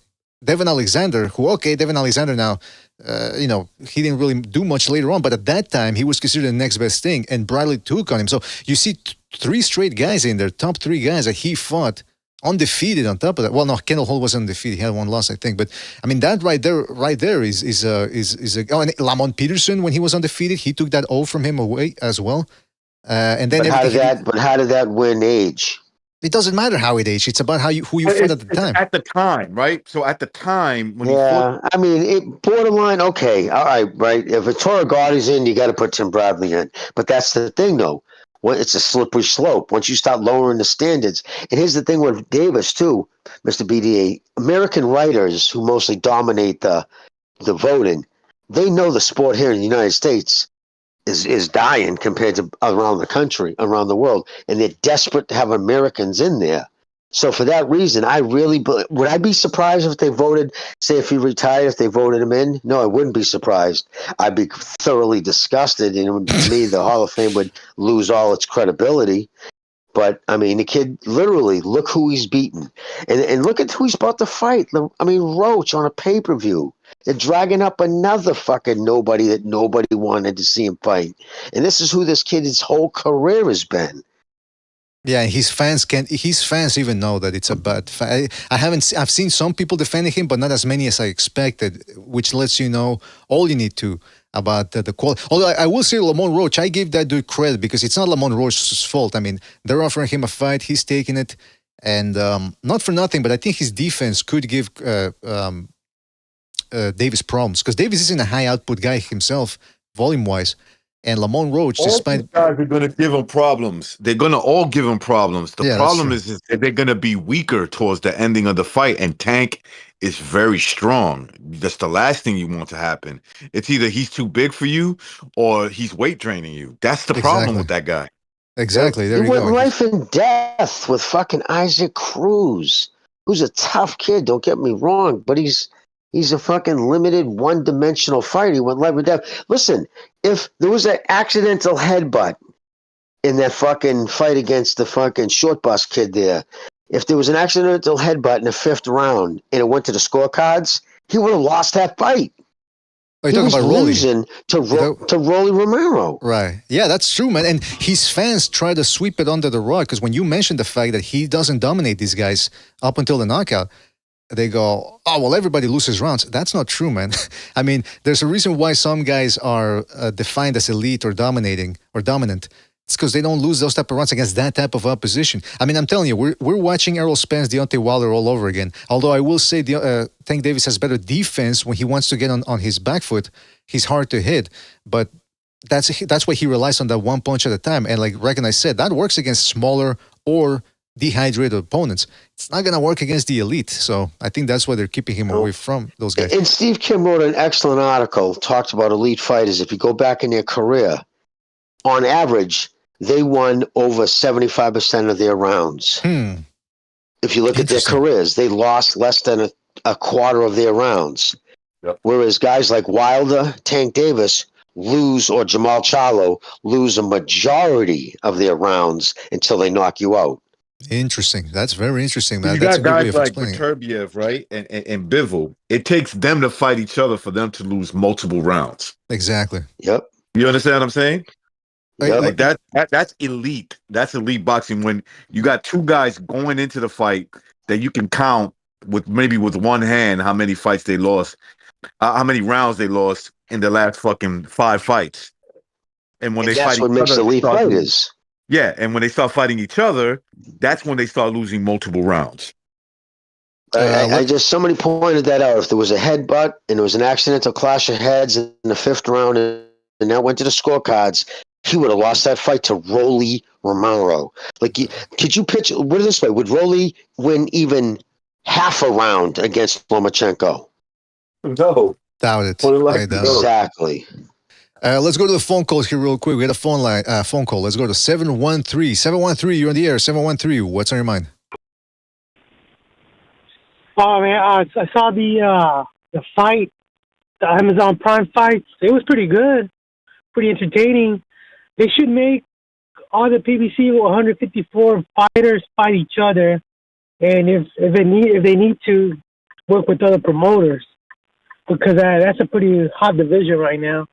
New talent or old talent moving on up.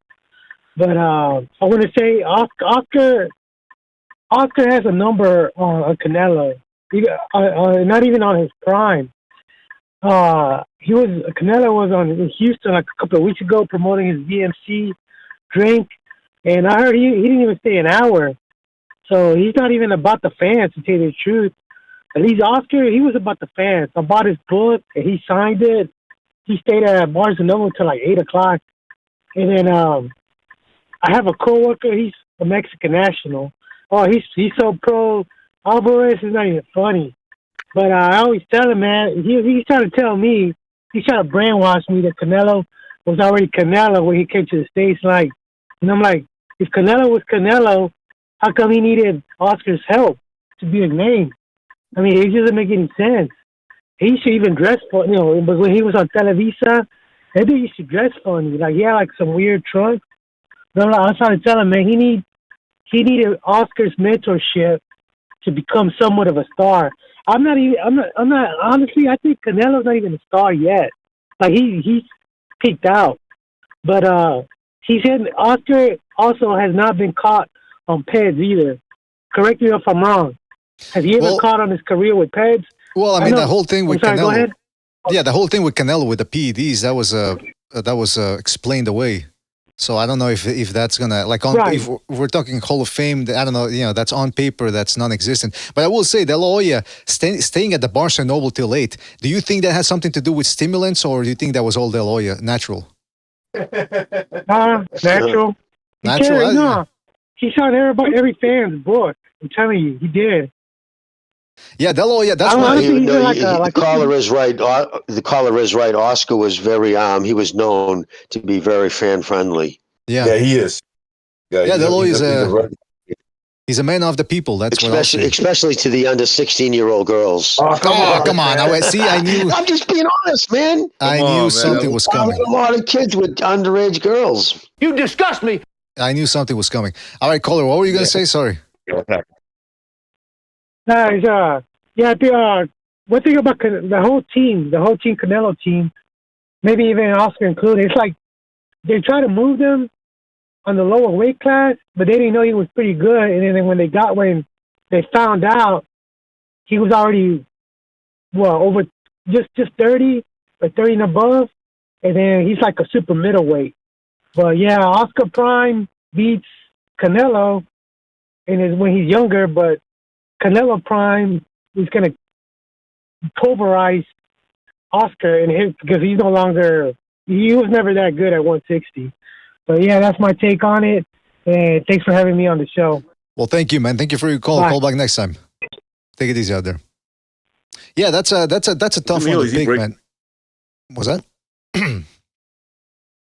I thought it sounded like he was breaking up. But go ahead. Oh shit! No, I said it's a tough pick, man. De La Hoya or Canelo, especially you got to figure out what weight, what year. I'm just saying prime for prime. Add a catch with whatever. Both guys at the same size. I still think it's a pick 'em. But De La Hoya, because people forget how good De La Hoya was, man. So, and that jab, that's one thing that causes trouble to Canelo, because if you stick a jab in his face, it makes him have to work to get inside. It makes him move a lot. So it keeps him occupied, is what I'm saying. And that jab from De La Hoya, it wasn't a rangefinder, it wasn't a tap, it was a shotgun jab. It was a power punch. Yep, and Bivol proved that. Bivol beat him with a jab. Exactly, there you go. That's a great point. I forgot about that, yeah.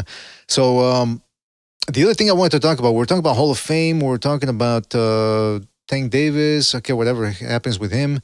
By the way, my prediction, I don't even know if that fight happens, by the way. I think at the last minute, someone's going to get injured and they might pull the event at the last minute. I don't know. Yeah, that's the feeling I'm getting. The other thing that I was getting at was that maybe Lamont Roach, best case scenario, he could pull off some sort of a George Kambosos to what he did to Teofimo Lopez. But it's a bit of a long shot because he's never fought a big puncher before. Hector Luis Garcia, Alvarado, those guys. The one thing you got to say about Tank Davis is he knows when he's behind on the cards. And when he goes for it, that fucking punching power, it is legit. It is legit. No, his punching power is legit. Yeah, you are 100% correct. I shit all over his resume and how his career has been handled. But make no mistake, Gervonta Davis can hit.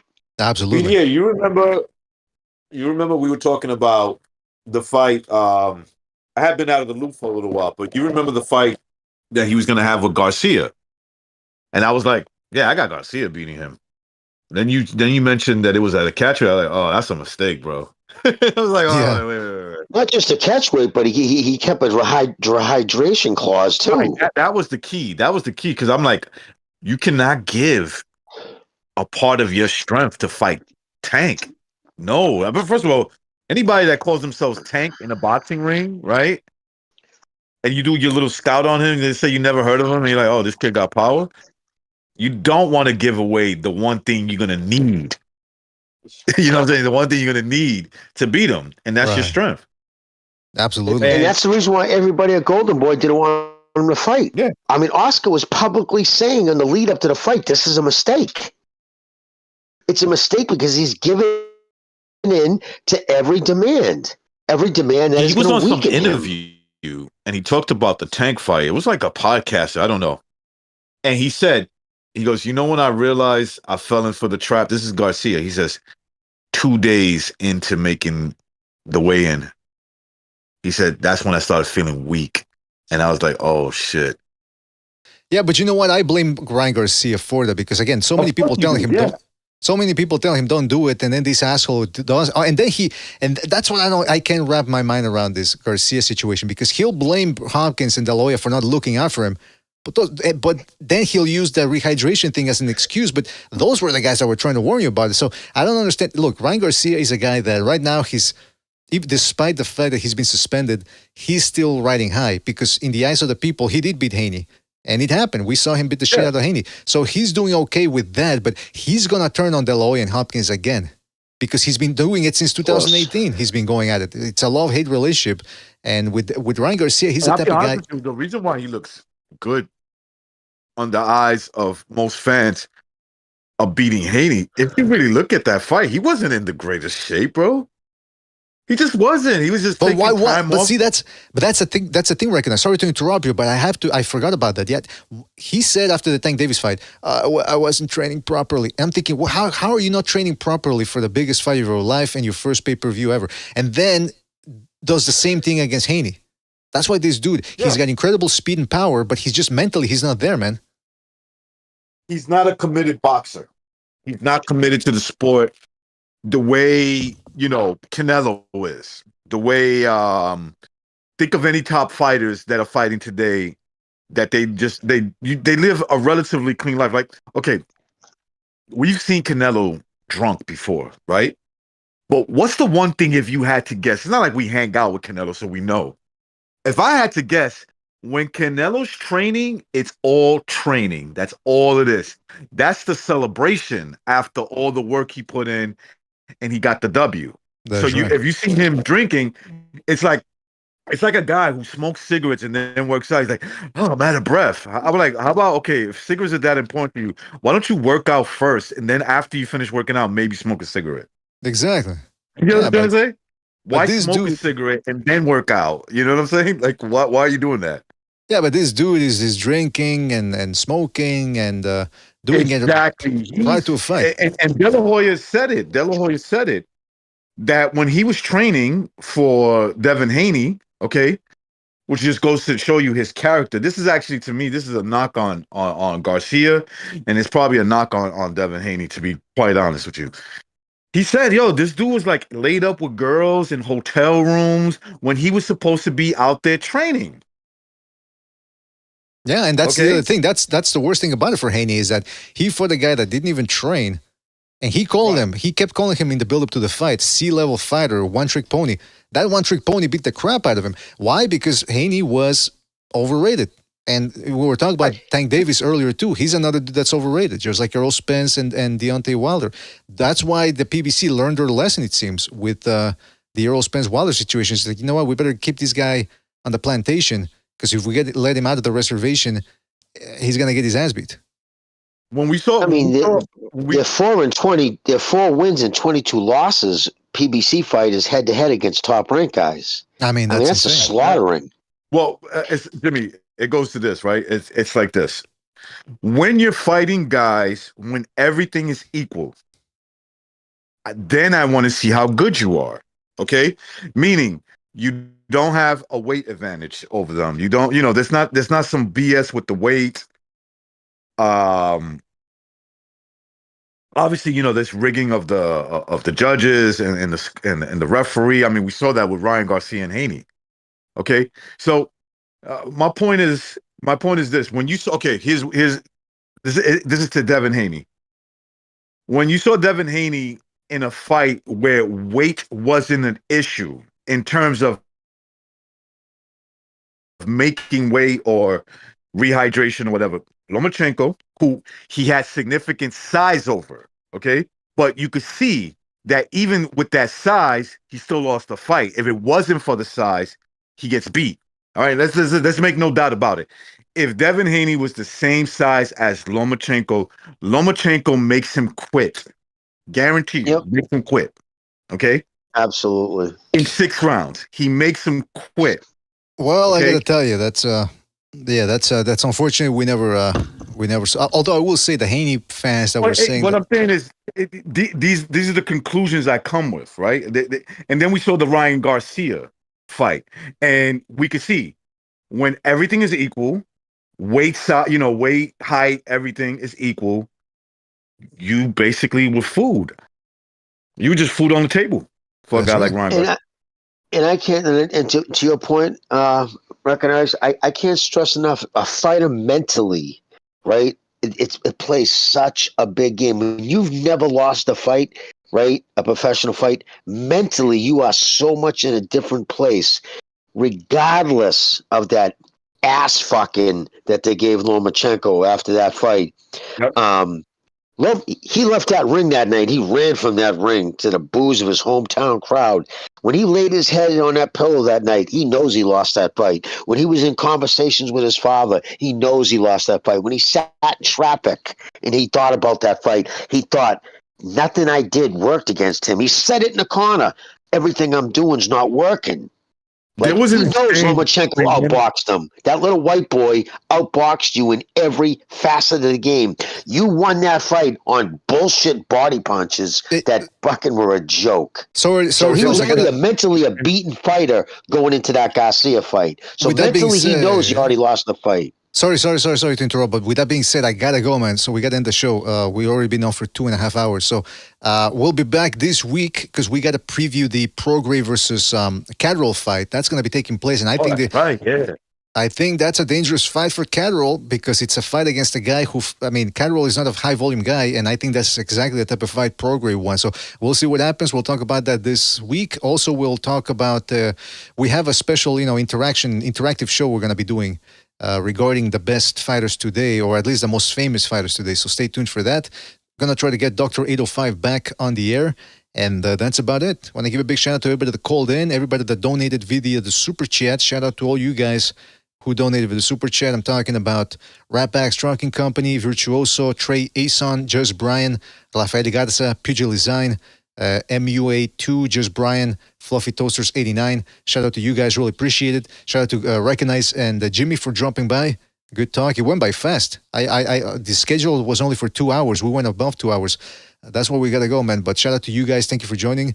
Shout out to everybody in the chat. I'm talking about Josh, Electro Jazz, Philip Bent. I Am Your Leader. Shout out to I Am Your Leader. Sam Rando. Shout out to him. Paco, Team Batman Boxing, To Matador, Alejandro Solis. If I forgot anybody, fellas, because we got to go, don't forget to hit the like on the way out. And we'll catch you on the next one, fellas. Take it easy. Thanks for watching. Woohoo. You got to go. Peace. Peace in the Middle East. I mean, that's asking for too much, man, if you ask me.